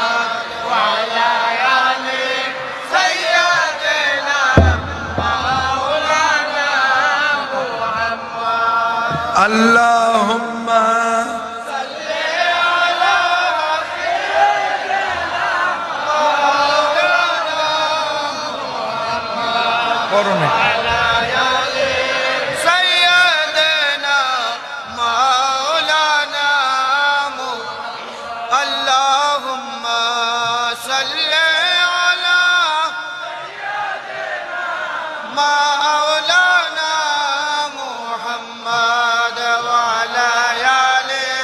সাইয়্যিদিনা মাওলানা মুহাম্মদ সাল্লাল্লাহু আলাইহি ওয়াসাল্লাম। যেটা বলছিলাম সেদিকে লক্ষ্য করে প্রিয় হাজিরিন, একটু আগেই আমি বুঝিয়েছিলাম, সালাত প্রসঙ্গে আলাপ করছিলাম না?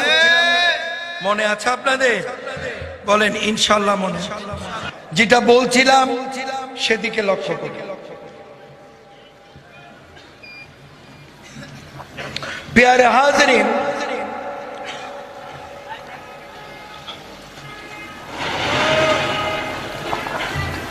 আবার একটু স্মরণ করিয়ে দিই, ওই সমস্ত রিয়া, আল্লাহ বলছেন ওই সমস্ত রিয়াকার মুসল্লিদের আমি আল্লাহ তাআলা ওয়াইল দুজকে নিক্ষেপ করব, যারা লোক দেখানোর জন্য নামাজ পড়ে, সমাজে নিজকে মুসল্লি হিসেবে প্রতিষ্ঠিত করার জন্য, লোকে যাতে তাকে দেখে বলে বাহ এই লোকটি খুব নামাজ। এই লোকের মুখ থেকে নামাজি শব্দটি শোনার জন্য যে ব্যক্তি সালাত বা নামাজ আদায় করে, সব সময় ফরেজগার ফরেজগার ভাব, লোকে যাতে তাকে দেখে বলে লোকটা খুব ফরেজগার মুত্তাকি, এই লোকের মুখ থেকে ফরেজগার মুত্তাকি এই শব্দটি শোনার জন্য যে ব্যক্তি সালাত বা নামাজ আদায় করে, যে ব্যক্তি এদিকে নামাজ পড়ে মানুষকে ঠকায়, লেবাস আকারে নামাজকে ব্যবহৃত করে, আল্লাহ বলেছেন ওই সমস্ত রিয়াকার মুসল্লিদের আমি আল্লাহ তাআলা ওয়াইল দুজকে নিক্ষেপ করব। প্যারে হাজরিন,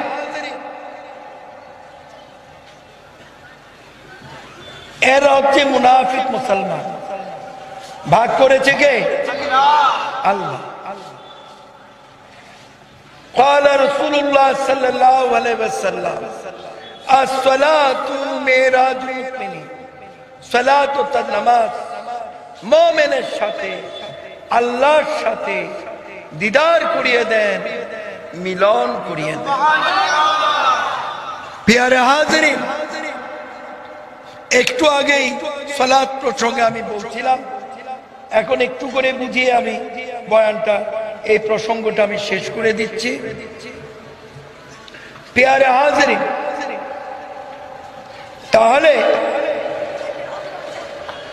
নামাজ, উচ্চস্বরে বলেন নামাজ পড়তেই, একটু আগে আমি বলেছি নামাজ প্রসঙ্গে আয়াতে কারিমাটি নাজিল হয়েছে বিদায় আমি বলেছি রোজা রেখে কোনো পাপ কাজ করা যাবে? হজ করে কোনো পাপ কাজ করা যাবে?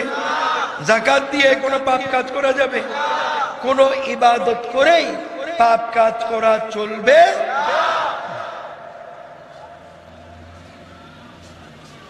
নামাজ,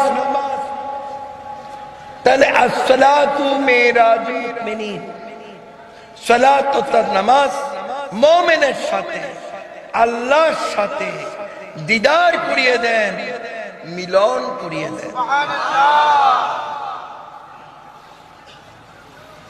আল্লাহ কুরআন শরীফে বলেছেন বিসমিল্লাহির রহমানির রহিম আকিমুস সালাতা লিযিকরি, আকিমুস সালাতা লিযিকরি, সালাতকে কায়েম করো আমি আল্লাহর জিকিরের মাধ্যমে।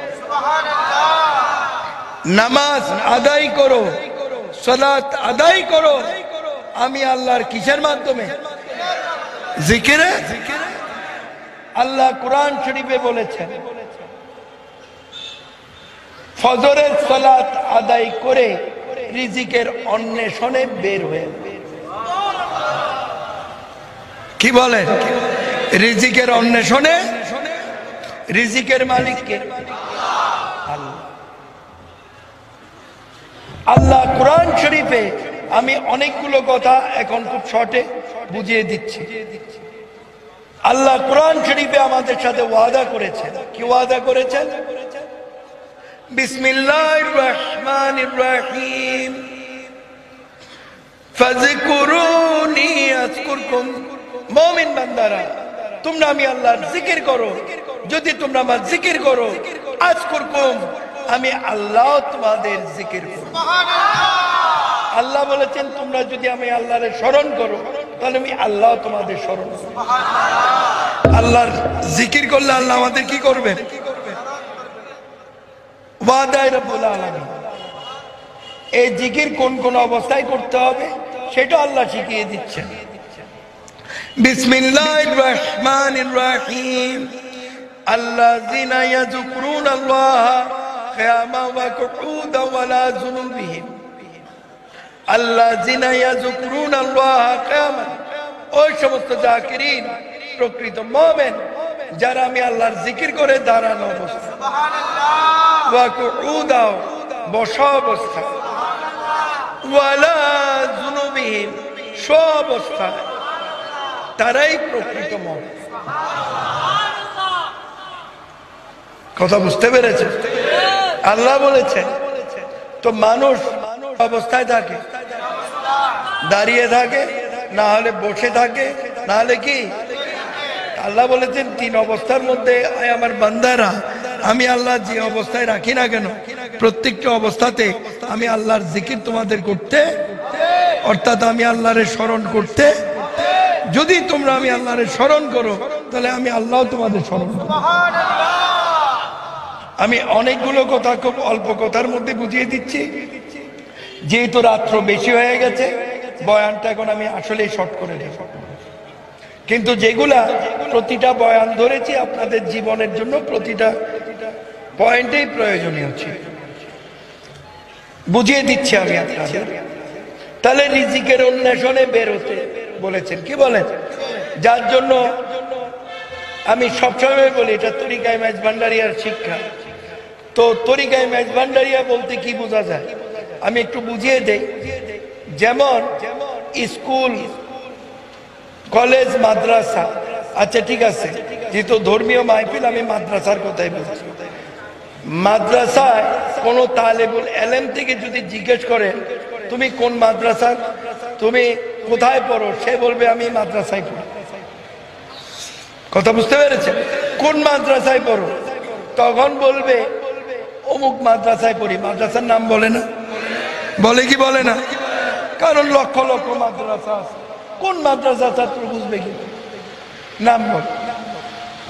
অনুরূপ ভাবে কাদিরিয়া তরিকা, চিশতিয়া তরিকা, মেজভান্ডারি তরিকা, এগুলো হচ্ছে রুহানি মাদ্রাসা। কথা বুঝতে পেরেছেন? গৌসে পাক আব্দুল কাদের জিলানী কুরআন সুন্নাহ বুঝে একটা তরিকা বের করেছেন, সেটার নাম হচ্ছে কাদিরিয়া তরিকা। গৌসুল আজম খাজা মুঈনুদ্দিন চিশতি কুরআন সুন্নাহ বুঝে একটা তরিকা বের করেছেন, সেটার নাম হচ্ছে চিশতিয়া তরিকা। গৌসুল আজম গুলামুর রহমান মেজভান্ডারি, আহমদুল্লাহ মেজভান্ডারি কুরআন সুন্নাহ বুঝে একটা তরিকা বের করেছেন, সেটার নাম হচ্ছে মেজভান্ডারি তরিকা। মূল কার্যক্রম হচ্ছে কুরআন সুন্নাহ ভিত্তিক জীবন ব্যবস্থা। এই যে এতক্ষণ আমি বলেছি কুরআন সুন্নাহর বাইরে কোনো কথা আমি বলেছি? তো কোরআন সুন্নাহর বাইরে তো কোনো এলেমই নাই। এগুলো হচ্ছে একটা ব্যানার, একটা নাম। মূল কার্যক্রম হচ্ছে কোরআন সুন্নাহ ভিত্তিক জীবন ব্যবস্থা। এবার বুঝে গেছে? আর অনেকেই বলেন তরিকা বইলা কোনো কিছু নাই, বলে কি বলে না? যেহেতু প্রসঙ্গটা এসেছে আমি বুঝিয়ে দিচ্ছি। এবং এভাবে বলে কোরআন হাদিসে নাই, বলে কি বলে না? বলে তো, আমি দেখাই দিব, দেখাবো, দেখাচ্ছি। আল্লাহ কোরআন শরীফে বলেছে বিসমিল্লাহির রহমানির রহিম লিকুল্লি জাআলনা মিনকুম শিরআতাম মিনহাজা।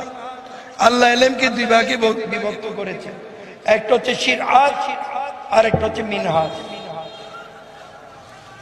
আল্লাহ রাসূল এই আয়াতে কারিমাটাকে আমাদের বুঝানোর জন্য তিনি আরো সহজভাবে যেন আমরা বুঝি, তিনি ওনার জবানে পাক দিয়ে বুঝিয়ে দিয়েছেন, যেটার নাম সুন্নাহ বা হাদিস শরীফ। আশ-শরীয়তু আকালি ক্বালা রাসূলুল্লাহ সাল্লাল্লাহু আলাইহি ওয়াসাল্লাম, আশ-শরীয়তু আকালি, আত-তরিকাতু আফআলি, আল-হাকিকাতু আহওয়ালি, আর মারফাতু আসরার। আল্লাহ বাঁচিয়ে রাখলে এটার ব্যাখ্যা আমি অন্য সময় দিব, শুধু তরিকাটা বুঝাই দিতেছি।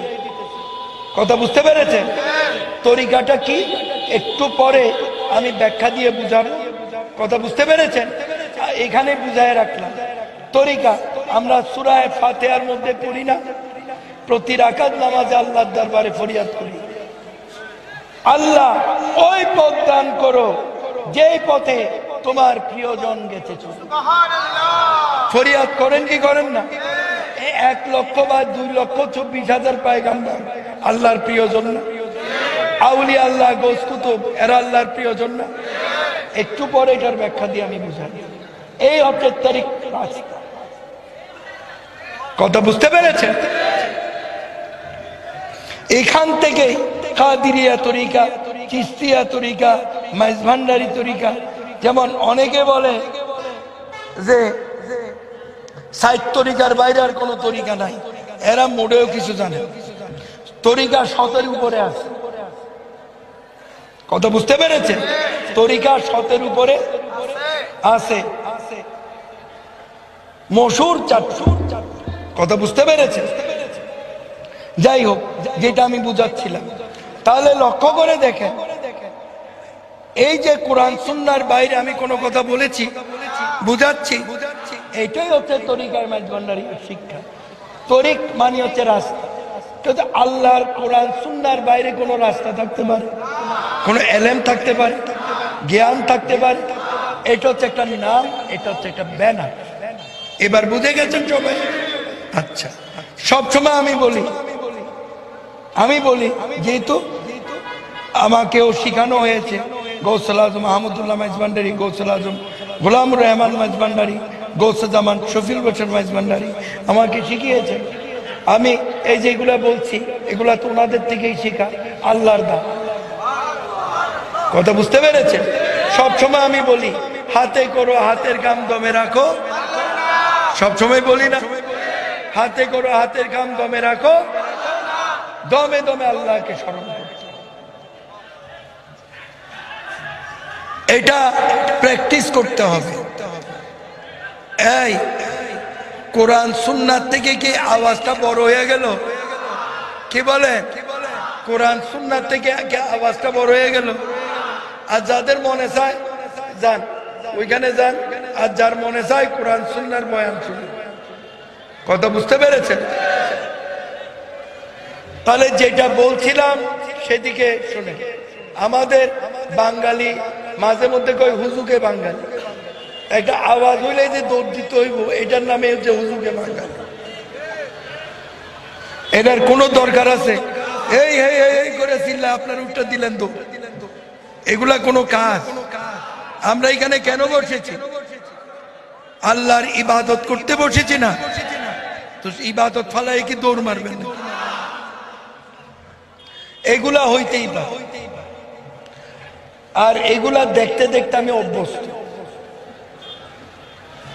যেটা আমি বলছিলাম সেদিকে লক্ষ্য করো। তাহলে হাতে করো হাতের কাম দমে রাখো, এই হুকুম কে করেছেন? যার জন্য আমরা পড়ি, জিকির করো না দমে দমে জপরে মন আল্লাহ, দমে দমে। আরে দম থাকিতে, আরে দম থাকিতে, দমে দমে জপরে মন আল্লাহ, দমে দমে। আল্লাহ আমার কাছে আছে, আল্লাহ আমায় দেখিতেছে,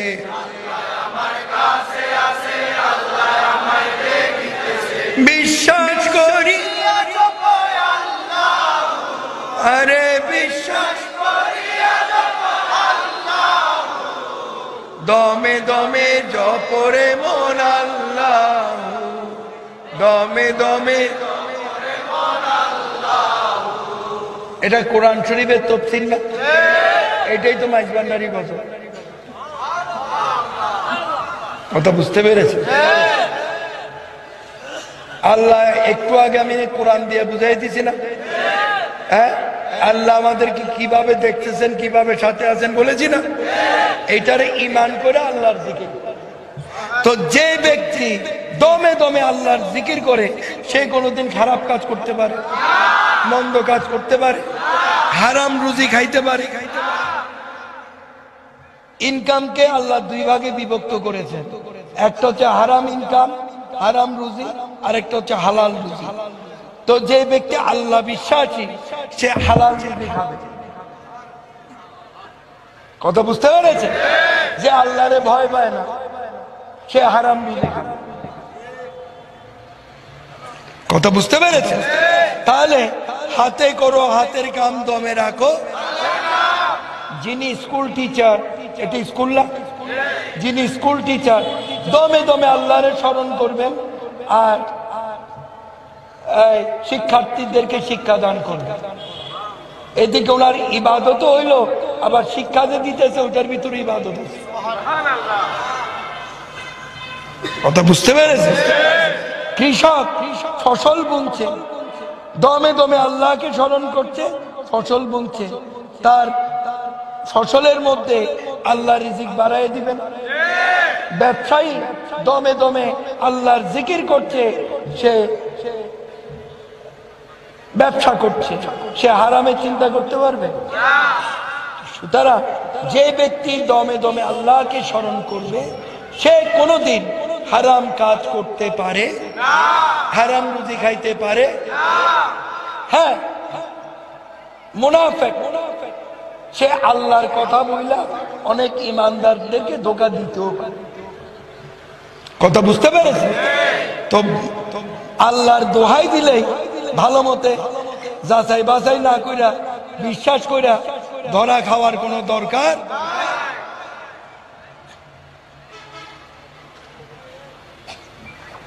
কারণ মানব রূপী শয়তান বিভিন্ন লেবাস নিয়া, অরিজিনাল শয়তান বিভিন্ন লেবাস নিয়ে আসা ইমানদার মুসলমানদের ধোঁকা দিতেই, এখান থেকেও সাবধান থাকতে হবে। কি বলেন? তো আমি যারা ইমানদার মুসলমান বা ইমানদার মুসলমান হওয়ার ইচ্ছুক তাদেরকে বলছি, হাতে করো হাতের কাম, দমে রাখো। যেই কর্মই করবে দমে দমে আল্লাহকে স্মরণ করবে। গাড়ি চালাচ্ছেন দমে দমে আল্লাহকে স্মরণ করবে, অ্যাক্সিডেন্ট থেকে আল্লাহ রক্ষা রাখবে। তাহলে লক্ষ্য করবেন এদিকে, তো দমে দমে আল্লাহকে কেন স্মরণ করছেন? আল্লাহর হুকুম। আল্লাহ বলেছেন, আয় আমার বান্দারা, তোমরা যদি আমি আল্লাহকে স্মরণ করো তাহলে আমি আল্লাহ তোমাদের স্মরণ। জিকির করতে হবে। আল্লাহ হুকুম করেছেন সালাত কায়েম করতে হবে আল্লাহর জিকিরের মাধ্যমে। কথা বুঝতে পেরেছেন? তাহলে সারা দিন ইবাদত, সারা রাত্র ইবাদত। কথা বুঝতে পেরেছেন? বলে হুজুর তাহলে আমরা কাজ করবো, এই যে বলেছি দমে দমে আল্লাহর জিকির করে কাজ করবেন, ওয়াক্ত অনুযায়ী নামাজ পড়বেন, রমজান মাসে রোজা রাখবেন, অন্যান্য মাসে আল্লাহর নফল, আল্লাহ রসুল নফল রোজা রেখেছেন না, সেটাও আমরা রাখবো, নফল রোজাও রাখবো। আমি অনেকগুলো কথা অল্প কথায় শেষ করে দিচ্ছি, কিন্তু যেটাই করবেন আল্লাহর জিকিরের মাধ্যমে। হুকুম কার? তাহলে প্রতিটা কর্মের মধ্যে ইবাদত। এই যে আমরা খাচ্ছি না, আমরা খাই তো, খাই কি না খাই? আল্লাহ খাওয়াই তো, হ্যাঁ, ওই আল্লাহর জিকিরের মাধ্যমে খাবে, আল্লাহর সন্তুষ্টির জন্য খাবে। কথা বুঝতে পেরেছেন? এই যে খাচ্ছেন এটাই ইবাদতের মধ্যে গণ্য হয়ে যাবে। একজন মানুষ বিপদে পড়েছে, আপনার যদি সামর্থ্য থাকে তাহলে তাকে সহযোগিতা করুন। আর যদি সহযোগিতা করার সামর্থ্য না থাকে তাহলে তার জন্য দোয়া করবে, আল্লাহ তুমি যদি আমার এই সামর্থ্য দিতা তাহলে আমি সাহায্য করতাম, সামর্থ্য দাও নাই, তুমি আল্লাহ তো পারো তারে রক্ষা করতে, তুমি আল্লাহ তারে রক্ষা করো। একদিন যখন আপনি বিপদে পড়বেন দেখবেন আল্লাহ আপনাকে রক্ষা করবে। এগুলো তো ইসলামিক কালচার, ইসলামিক সংস্কৃতি। একজন বিপদে পড়ছে আর বেশি করে বেড়ালে বিপদে ফেলাইয়া তার ধন সম্পদ হাতায় নেওয়া, এগুলো হচ্ছে অনইসলামিক কার্যকলাপ। কথা বুঝতে পেরেছে? একজন পথচারী, সে হাঁটতে পারছে না, সে পারাপার হতে পারছে না, আল্লাহ সন্তুষ্টির জন্য তাকে পার করে দেন। আল্লাহ দেখছে না? এই যে পার করে দিলেন, এখানের মধ্যে ইবাদত নিহিত রয়েছে। কথা বুঝতে পেরেছে? যে কর্মই করবেন, সেই কর্মই করবেন আল্লাহ সন্তুষ্টির জন্য। সেটা নামাজ হতে পারে, সেটা রোজা, সেটা হজ, সেটা যাকাত, সেটা কালমা শরীফ হোক, সেটা বায়াতে রাসূলে হোক, সেটা দৌরুদে হোক, যেটাই করবেন আল্লাহ সন্তুষ্টির জন্য। দেখবেন প্রতিটা কাজের মধ্যেই ইবাদত নিহিত রয়েছে। যখন ঘুমাবেন এশার সালাতের পর, যার যে টাইমে ঘুমায়, আজে বাজে চিন্তা না করে করে আল্লাহর জিকির করতে করতে ঘুমিয়ে যাবে। যতক্ষণ ঘুমাবেন এই ঘুমটাও আল্লাহ ইবাদতের মধ্যে গণ্য করে নেন। এর জন্য প্রতিদিন ইবাদত, প্রতি রাত্র কি যারা তাহাজ্জুদ পড়েন, উঠে তাহাজ্জুদের সালাত আদায় করে, ফজরের সালাত আদায় করে কাজ করতে যাবেন। আর যারা ফজরের সালাতের আগে উঠেন তারা তখনই উঠবেন, যার যেরকম সুবিধা। কিন্তু প্রতিদিন আমাদের জন্য ইবাদত, প্রতি রাত্রই আমাদের জন্য ইবাদত। কথা বুঝতে পেরেছেন? ইবাদত কি করে আল্লাহর দরবারে কবুল হবে আমি আপনাদেরকে বুঝিয়ে দিলাম। একজন লোকের উপকার করবেন, আল্লাহ সন্তুষ্টির জন্য করবেন। লোকের বাহবা পাওয়ার জন্য করবেন। কথা বুঝতে পেরেছেন? যাকাত দেবেন, ডান হাতের খবর যেন বাম হাতে না যায়। ঘটা করে যাকাত দিতে যায় মাইকিং কইরা পদদলিত হইয়া প্রতি বছর কতগুলা গরিব মানুষ মরে। এগুলা তো অনইসলামিক কার্যক্রম। আপনার সামর্থ্য আছে, গরিবের ঘরে ঘরে আপনার লোকবল আছে, গরিবের ঘরে ঘরে যাকাত পৌঁছায় দেন। আল্লাহ দেখছেন না? মাইকিং করে নাম ফুটানোর লেগে করেন, মাঝখান দিয়ে বেড়ে কতগুলা লোক মরে যায়। আল্লাহ কি এদেরকে ছেড়ে দেবে? এদের যাকাত আল্লাহ কবুল করবে? দেখানো ইবাদত তো আল্লাহর দরবারে কবুল হয় না। আপনার সামর্থ্য আছে, আপনার জনবল আছে, গরিব বান্দা চিহ্নিত করে করে বাড়িয়ে বাড়িয়ে আপনি যাকাত পৌঁছে দেন। আল্লাহ দেখছেন না? আল্লাহ রহমত করবেন না? আল্লাহর দরবারে কি রহমতের অভাব আছে? এই নিজেরে জাহির করতে যাইয়া এদিকে মানুষের ক্ষতি করে দেওয়া, এগুলো তো অনইসলামিক কার্যক্রম। কথা বুঝতে পেরেছেন? প্রতিটি কর্ম, প্রতিটি ইবাদত করবেন আল্লাহর সন্তুষ্টির জন্য। আমাকে একটু আগে আমি যখন এখানে এসেছি, আমাকে অনুরোধ করা হয়েছিল একটি বিষয় একটু বুঝিয়ে দেওয়ার জন্য। আমি ওয়াদা করেছিলাম আমি বুঝাবো। অনেকেই বলেন পীর মুরিদি বইলা কোনো কিছু কোরআন হাদিসে নাই, বলে কি বলে না?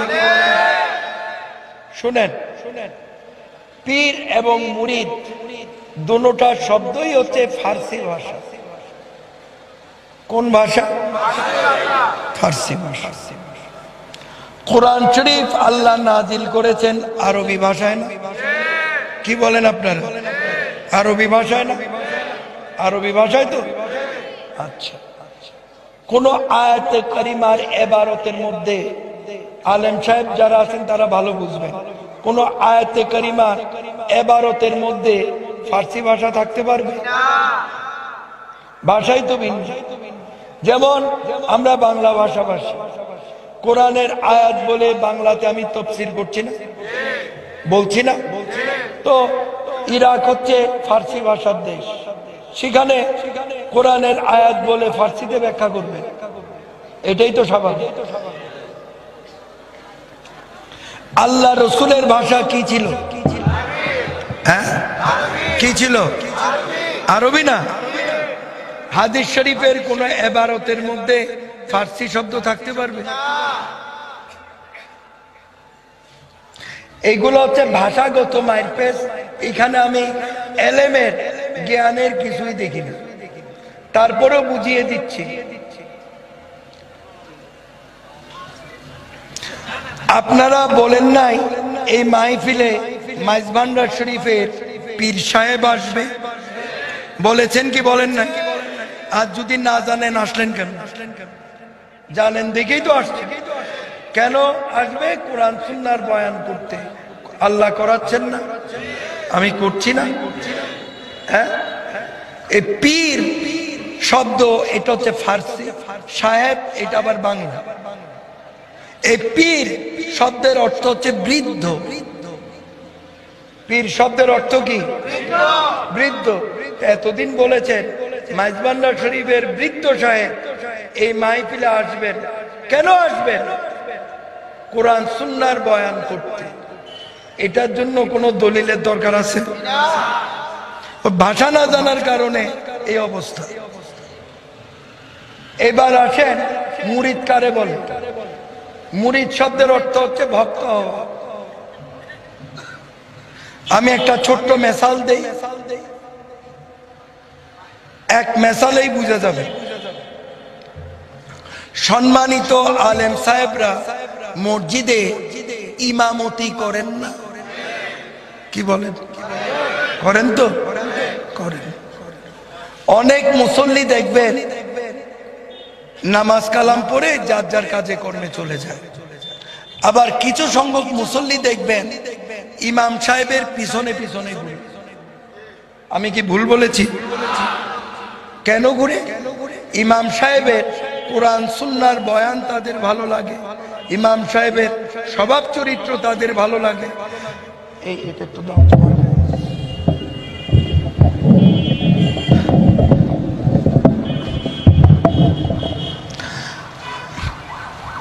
ইমাম সাহেবের স্বভাব চরিত্র তাদের ভালো লাগে, কথাবার্তা ভালো লাগে। কেন পিছনে পিছনে ঘুরেন? ইমাম সাহেব থেকে কোরআন সুন্নাহ সম্পর্কে আরো কিছু শিখার জন্য, জানার জন্য। কথা বুঝতে পেরেছেন? ওনারা হলেন ইমাম সাহেবের ভক্ত। অনুরূপ ভাবে আউলিয়া আল্লাহর দরবারে যারা যায় তারা হচ্ছে আউলিয়া আল্লাহর ভক্ত।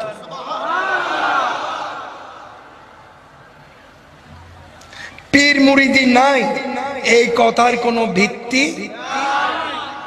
এই গেল ভাষাগত মারপেচ। দলিল কোরআন শরীফ। এখন আমি কোরআন শরীফ থেকে দলিল দিচ্ছি। বিসমিল্লাহির রহমানির রহিম। ইন্নাল্লাযিনা ইউবাইউনাকা ইন্নামা ইউবাইউনাল্লাহ ইয়াদুল্লাহি ফাওকা আইদিহিম। ইন্নাল্লাযিনা ইউবাইউনাকা, আয় রাসূল, নিশ্চয়ই যারা আপনার নিকট বাইয়াত হওয়ার জন্য আসে তাদের আপনি বাইয়াত দান করুন। এই বাইয়াত শব্দের উৎপত্তি হয়েছে বাইয়ুন শব্দ থেকে।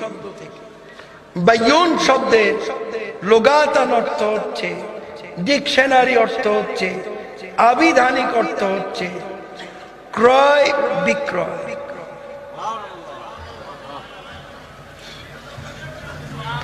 আপনারা বাজারে যান না? ক্রেতারা কিনেন, বিক্রেতারা বিক্রি করেন না? উভয় মিলাইয়া হইল কি?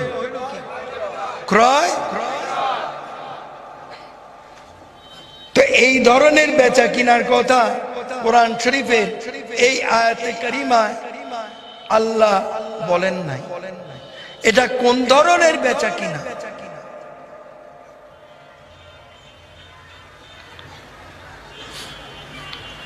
আমি বুঝিয়ে দিচ্ছি। আল্লাহর বান্দা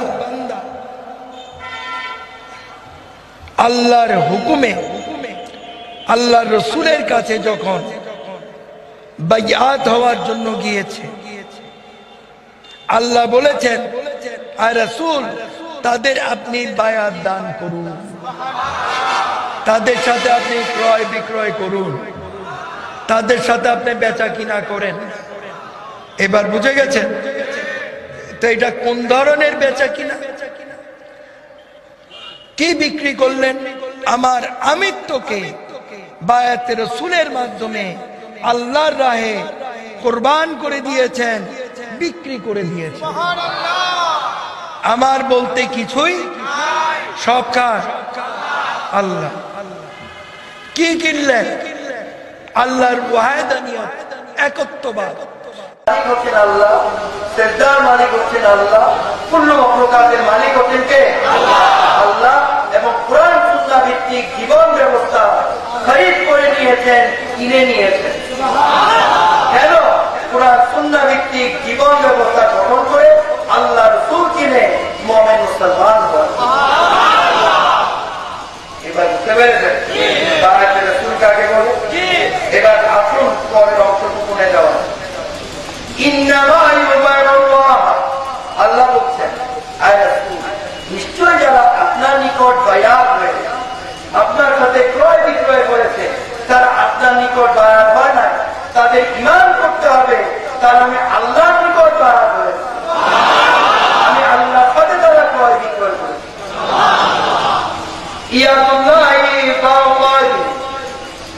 ইয়াদুল মানে হাত, ইয়াদুল্লাহ মানে আল্লাহর হাত, ফাওকা মানে উপরে, আর দিন মানে তাদের হাত।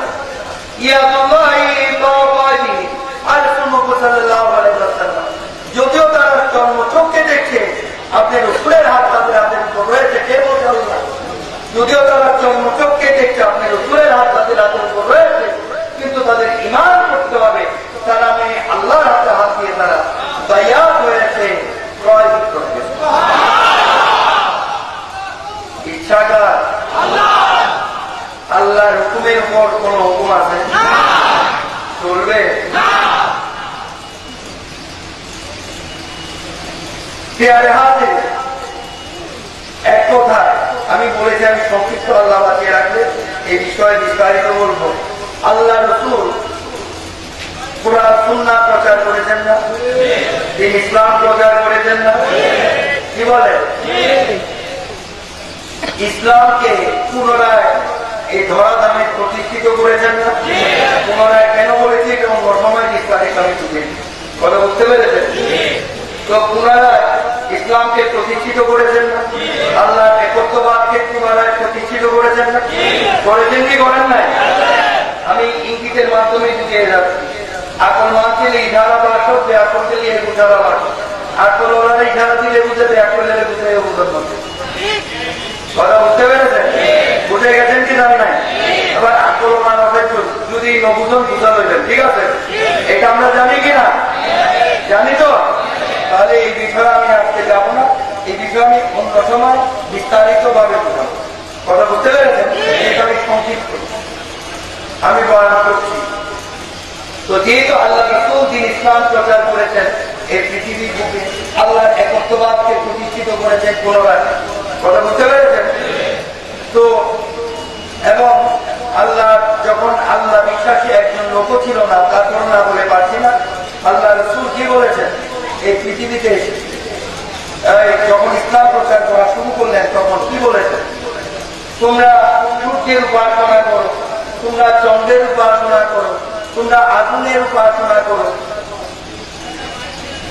নিজেরা পুতুল বানিয়ে পুতুলের উপাসনা করো, তোমরা এই চুরি করো, ডাকাতি করো, রাহাজানি করো, তোমরা কন্যা সন্তান জীবিত কবর দিয়ে দাও, তোমরা জিনা করো, তোমরা নেশার জগতে ডুবে আছো। সরকারে কত রকমের বার্তা ছিল, কথা বলতে পেরেছেন? এগুলোর মধ্যে ডুবে আছো, আল্লাহ রাসূল বলেছেন না? তো কি করতে হবে? আল্লাহ রাসূল আবার বলছেন, আল্লাহ রাসূল বলছেন কি? তোমরা সূর্যের উপাসনা করো, তোমরা চন্দ্রের উপাসনা করো, তোমরা আগুনের উপাসনা করো, নিজেরা পুতুল বানিয়ে পুতুলের উপাসনা করো। এগুলো সব না, একটাও আল্লাহ যিনি সপ্ত আসমান সপ্ত জমিন সৃষ্টি করেছেন, চন্দ্র সূর্য গ্রহ নক্ষত্র সৃষ্টি করেছেন, যিনি চাঁদ সৃষ্টি করেছেন, জীব জন্তু সৃষ্টি করেছেন, বৃক্ষাদি তরুণাদি থেকে শুরু করে আকাশ বাতাস থেকে শুরু করে পানি থেকে শুরু করে এক কথায় একটি কীট পতঙ্গ পর্যন্ত পূর্ণ বক্রকার তিনি সৃষ্টি করেছেন, তার নাম হচ্ছে আল্লাহ। তোমরা আল্লাহর প্রার্থনা আল্লাহ রাসূল বলেছেন এবং কোরআন সুন্নাহ দিয়ে তিনি ইসলাম প্রচার করেছেন না, বায়াতের রাসূলের মাধ্যমে তিনি ইসলাম প্রচার করেছেন, আল্লাহর হুকুম মোতাবেক করেছেন না। তাই আল্লাহ রাসূল এক কথা আমি সংক্ষেপে বুঝিয়ে দিয়ে গেলাম, আল্লাহ বাকি রাখলে ওই ইসলামের অন্যতম আপনাদেরকে বিস্তারিত বুঝাবো। আল্লাহ রাসূল পর্দা করার আগে সশরীরে পৃথিবী থেকে বিদায় নেওয়ার আগে, কথা বুঝতে পেরেছেন, সশরীরে থাকা অবস্থায় তিনি 4 জন খলিফা নিযুক্ত করেছিলেন। কি বলেন? ওনাদের নাম আপনারা জানেন না? বলেন ইনশাআল্লাহ জানেন। এই 4 জন খলিফা ওনাদেরকে আমরা কি বলতে পারি?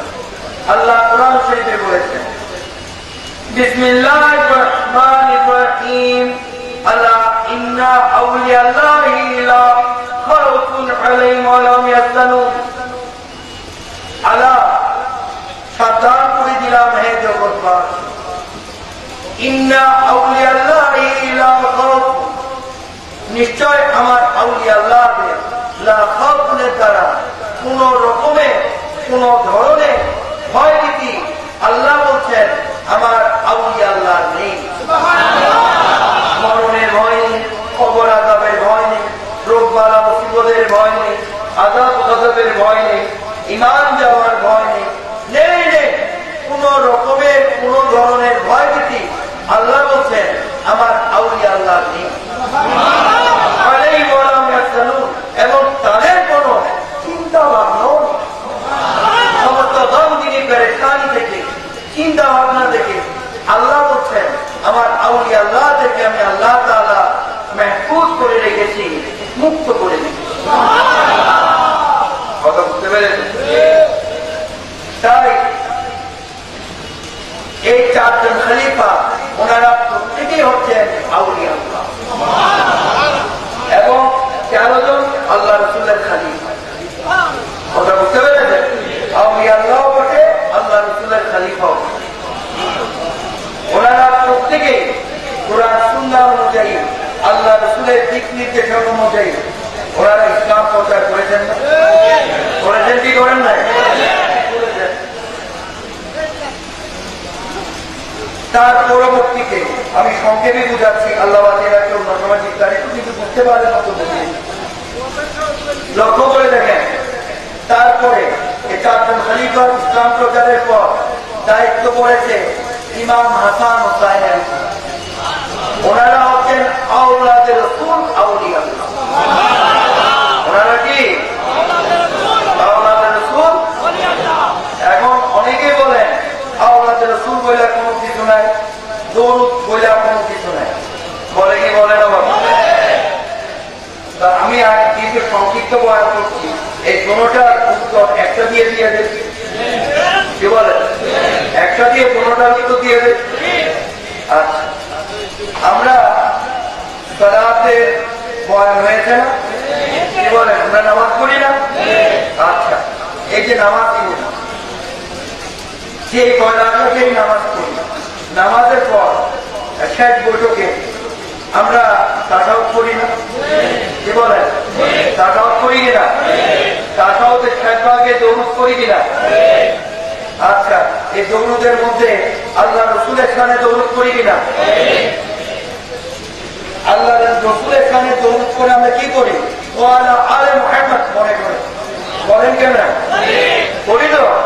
ওয়ালা আলে মুহাম্মদ শব্দের অর্থ হচ্ছে আল্লাহ রাসূলের বংশধরের উপর আল্লাহ রহমত করতে। এভাবে তাশাহুদ শেষ করে আমরা ডাইনে বামে সালাম ফিরাই কিনা? সালাম ফিরাই অনেকে কয় আওলাদে রাসূলও নাই, দরুদও নাই, বলেন এগুলো লোকের ঝগড়া করতে।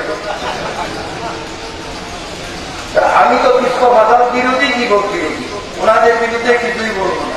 ওনারা নাই নিয়ে থাকুক, আমরা হাতে নিয়ে থাকি, সমস্যা আছে?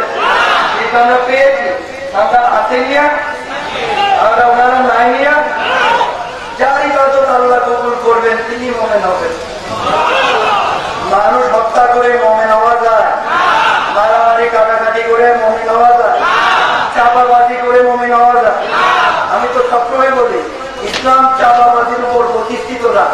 ইসলাম প্রতিষ্ঠিত হচ্ছে কোরআন সুন্নাহ সুনির্দিষ্ট দলিলের উপর।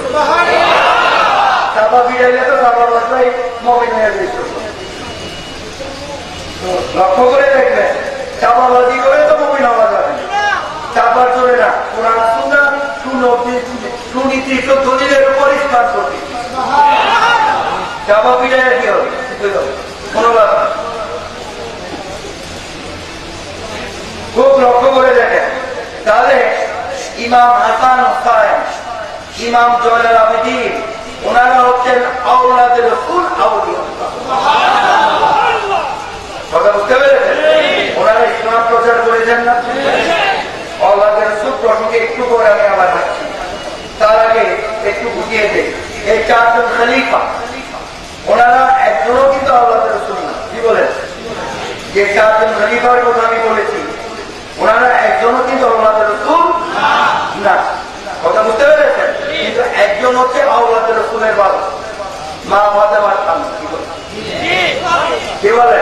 যার কারণে আল্লাহ রাসূল বলেছেন, আনা মদিনাতুল ইলমি ওয়া আলিউল বাব। আল্লাহ বাঁচিয়ে রাখলে এই তাফসীর আমি অন্য সময় করবো, আসছেন আমি একটু একটু কাজ করে চলে যাচ্ছি। বুঝতে পারেন? কথা বুঝতে পেরেছেন? তাহলে তাবিঈন, তাবিঈনদের মতো আউলিয়া আল্লাহ ছিলেন না? কি বলে? ছিলেন না? ওনারা ইসলাম প্রচার করেছেন না? এক কথা, আওলাদে রাসূল আউলিয়া আল্লাহ ইসলাম প্রচার করেছে। আবার যারা আওলাদে রাসূল না, শুধু আউলিয়া আল্লাহ, তারাও ইসলাম প্রচার করেছে। যার ফলশ্রুতিতে আল্লাহ রাসূল ইসলাম প্রচার করেছেন, হোল ওয়ার্ল্ডে আওলাদে রাসূল আউলিয়া আল্লাহ ইসলাম প্রচার। যেমন ইমাম জয়নুল আবেদিন, উনি এজিদের কারাগার থেকে ছুটার পর ওনারাই তিনি ইসলাম প্রচার শুরু করেছেন এবং ওনার বংশধর চতুর্দিকে ছড়িয়ে ছিটিয়ে গেছে। কথা বুঝতে পেরেছেন? ওল্ড ওয়ার্ল্ডে ছড়িয়ে ছিটিয়ে গেছে। আমি একটি শাখার কথা বলছি, বলতে পার আব্দুল কাদের জিলানী, তিনি আওলাদ রাসূল না? কি বলেন? ইমাম জয়নুল আবেদিনের বংশধর না? একটি শাখার কথা বলছি। কথা বুঝতে পেরেছেন? সংক্ষেপে বুঝিয়ে দিচ্ছি। এই গোসেবাগ আব্দুল কাদের জিলানী শাহজাদাদের মধ্যে এক শাহজাদার নাম হচ্ছেন আব্দুল ওয়াহাব আল কাদি। ওনার ছেলে হচ্ছেন শেখ সৈয়দ শাহাবুদ্দিন সরওয়ারি, ওনার ছেলে হচ্ছেন শেখ সৈয়দ হামিদউদ্দিন বগদাদি। তিনি হচ্ছেন গোসেবাগ আব্দুল কাদের জিলানীর প্রপৌত্র নাজির করেছেন। কথা বুঝতে পেরেছেন? তিনি এই ভারতবর্ষে ইসলাম প্রচার করতে এসেছেন। ভারতের গৌরনগরে তিনি ইসলাম প্রচার করেছেন। ওরা বুঝতে পেরেছেন? ইসলাম প্রচার করে তিনি তৎকালীন বার্মা, এখন হচ্ছে মিয়ানমার, কি বলেন, তৎকালীন বার্মাতে বিশাল অংশ দ্বারা তিনি মুসলমান করলেন। মুসলমান করে এক চট্টগ্রামের আদিনা হচ্ছে আরাকান রাজ্য। এই আরাকান রাজ্যে তিনি বঙ্গোপসাগর কিভাবে পাড়ি দিয়েছেন না দিয়েছেন এটা লম্বা ঘটনা, আমি সেদিকে যাব না। তিনি এই বঙ্গোপসাগর পাড়ি দিয়ে এই আরাকান রাজ্যে তিনি ইসলাম প্রচার করেছেন। এটা সামুদ্রিক এলাকা, এই এলাকায় আরো বিভিন্ন আউলিয়া আল্লাহ এসেছেন এবং আউলিয়া আল্লাহরা ইসলাম দিয়ে আবাদ করার পরে আরাকান রাজ্য নাম পরিবর্তন হয়ে নাম হয়েছিল ইসলাম। বুঝতে পেরেছেন? তার অনেক পরে হযরত বদর শাহ রহমতুল্লাহ আলাইহি এসে চাটি জ্বালানোর কারণে বর্তমানে এটার নাম ইসলামাবাদ নাম পরিবর্তন হয়ে নাম হয়ে গেছে চাটিগাঁও রাজশাহী। এগুলা লম্বা ঘটনা, আমি এত বিস্তারিত যাবো না, ইঙ্গিতে বুঝিয়ে দিয়ে গেল। কথা বুঝতে পেরেছেন? হামিদউদ্দিন বগদাদির বংশধর হচ্ছে গৌসুল আজম আহমদুল্লাহ ভান্ডারী, গৌসুল আজম গোলামুর রহমান ভান্ডারী, গৌসুল আজম শফিউল বাশার ভান্ডারী।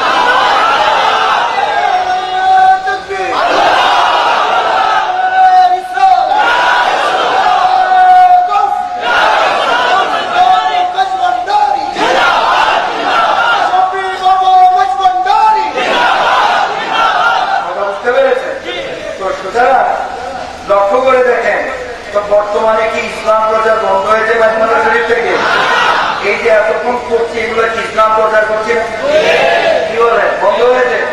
শুধু এইটা বলে না, এই দিনও এ হাতে মুসলমান বলে হুজুর পেপার পত্রিকায় দেন কেন? যারা আত্মপ্রচারক তারা দেয়, আমি আত্মপ্রচারক তাই দেই না। যে আল্লাহর গোলামি আমি করছি, যে আল্লাহ কুরআন সুন্নাহর আদর্শ মাধ্যমে আমি বেদিনকে মুসলমান করছি, আল্লাহ দেখছেন না? এটাই যথেষ্ট আমার জন্য। এই হাতেও তো আমার মুসলমান হচ্ছে বর্তমানে।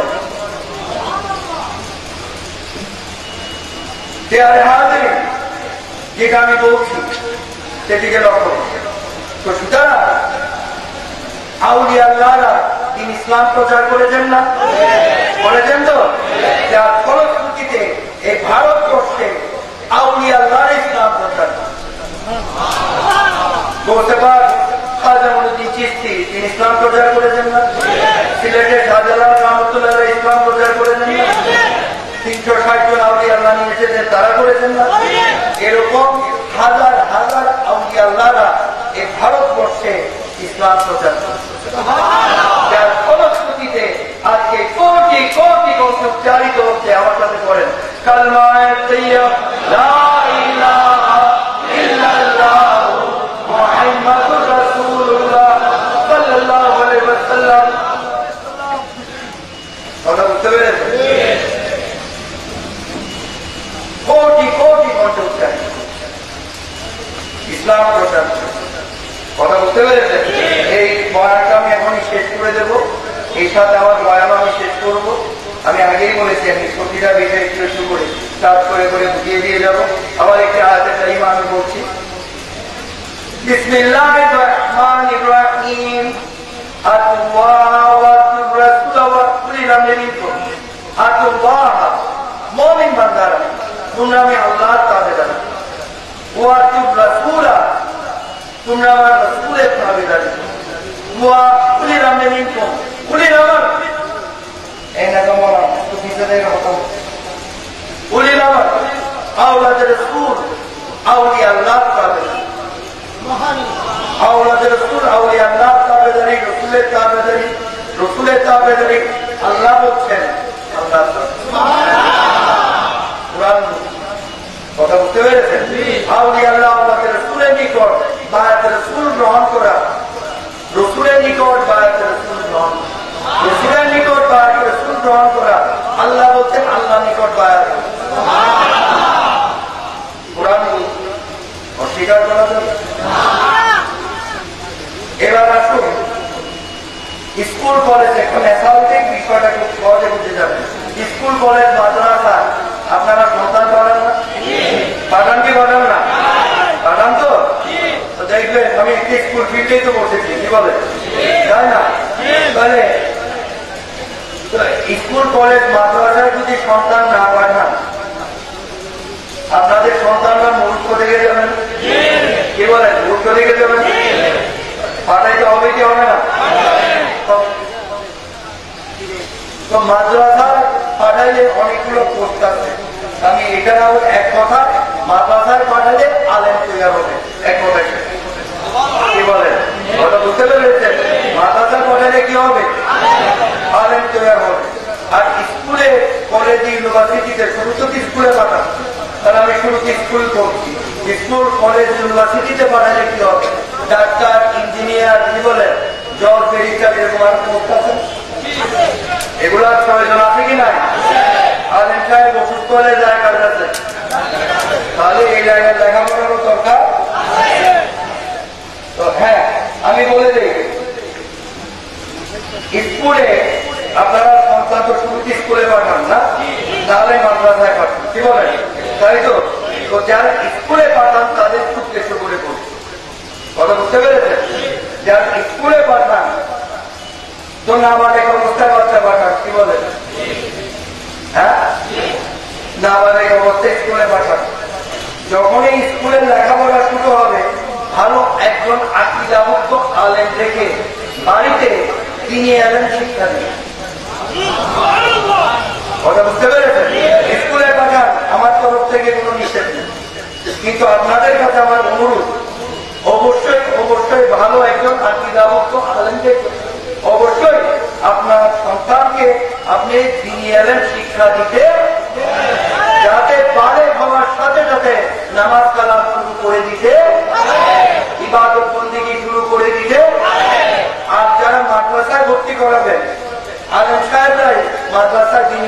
শিক্ষা দিয়ে দেয়। একটা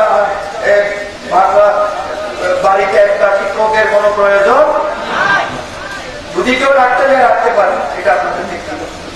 কিন্তু যারা স্কুলে সন্তান দেবেন অবশ্যই আপনাদের বিশ্বাস করতে হবে আপনারা মুসলমান।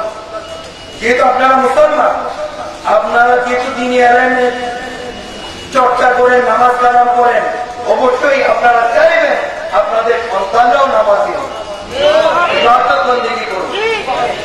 তো অবশ্যই ভালো একজন আকিদা মুক্ত আলেম দেখে দিনী এলেম শিক্ষা দিলে বালেগ হওয়ার সাথে সাথে সেই ইবাদত বন্দেগী শুরু করে। এবার বুঝতে পেরেছেন? এবার আসুন, আপনারা যে সন্তানদের স্কুলে বা এই আপনার মাদ্রাসায় পাঠান, এই সাথে সাথে গিয়ে কি শিক্ষা কক্ষে ঢুকে পড়ালেখা শুরু করে দেন নাকি ভর্তি হইতে হয়? ভর্তি হইতে হয়। অনুরূপ ভাবে আউলিয়া আল্লাহর দরবার হচ্ছে রুহানি মাদ্রাসা। এখানে ভর্তি হইতে হলে বায়াতের রাসূলের মাধ্যমে ভর্তি হইতে হয়। কারণ কি? কুরআন সুন্নাহ ভিত্তিক জীবন ব্যবস্থা গঠন করে আল্লাহর রাসূল পাওয়ার জন্য। এবার বুঝতে পেরেছেন? আর যেমন বুঝে গেছেন, আর আমি সামনের দিকে আজকে রাস্তার জন্য যাচ্ছি, কথা বুঝে গেছেন? তো আল্লাহ তাআলা কোরআন শরীফের মাধ্যমে অনেকগুলো ইবাদত করেছেন, যেমন জিকরুল্লাহকে ফরজ করেছেন, সালাত অর্থাৎ নামাজকে ফরজ করেছেন, সাওম অর্থাৎ রোজাকে ফরজ করেছেন, ধন সম্পদ থাকলে হজকে ফরজ করেছেন, ধন সম্পদ থাকলে যাকাতকে ফরজ করেছেন, কালমাকে ফরজ করেছেন। বায়াতের রাসূলকে আল্লাহ তাআলা কোরআন শরীফের মাধ্যমে ফরজ করে দিয়েছেন।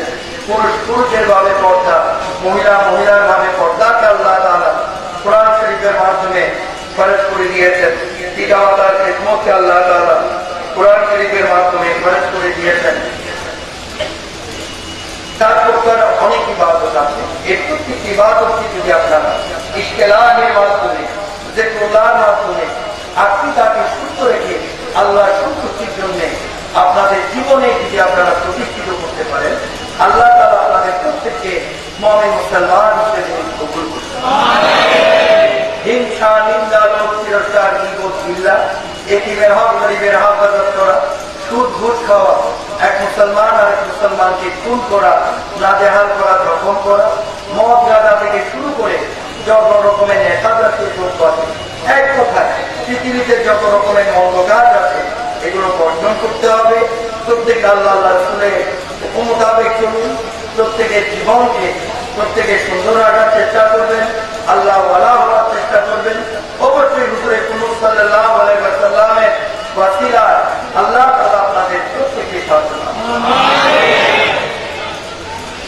বয়ান শেষ করার আগে আবার বলছি, মানুষ হত্যা করে আল্লাহ পাওয়া যাবে না, মানুষের উপর অত্যাচার ও বিচার করে আল্লাহ পাওয়া যাবে না, মানুষের হক হেফাজত করে আল্লাহ পাওয়া যাবে না, মানুষকে আহত করে আল্লাহ পাওয়া যাবে না। আল্লাহ পাওয়া যাবে কুরআন সুন্নাহ ভিত্তিক জীবন ব্যবস্থার মধ্যে। প্রিয় হাজিরিন, এতক্ষণ আমি যা বলেছি আমাদের গোরসেলার মাহমুদুল্লাহ মাইজভান্ডারি, গোরসেলার গুলাম রহমান মাইজভান্ডারি প্রদত্ত তরিকায় মাইজভান্ডারিয়া, এই কোরআন তরিকায় মাইজভান্ডারিয়া, এটা অবশ্যই তরিকায় মাইজভান্ডারিয়া, কিন্তু এটার মূল শিক্ষা হচ্ছে কোরআন সুন্নাহ ভিত্তিক জীবন ব্যবস্থা। কথা বুঝতে পেরেছেন? এতক্ষণ আমি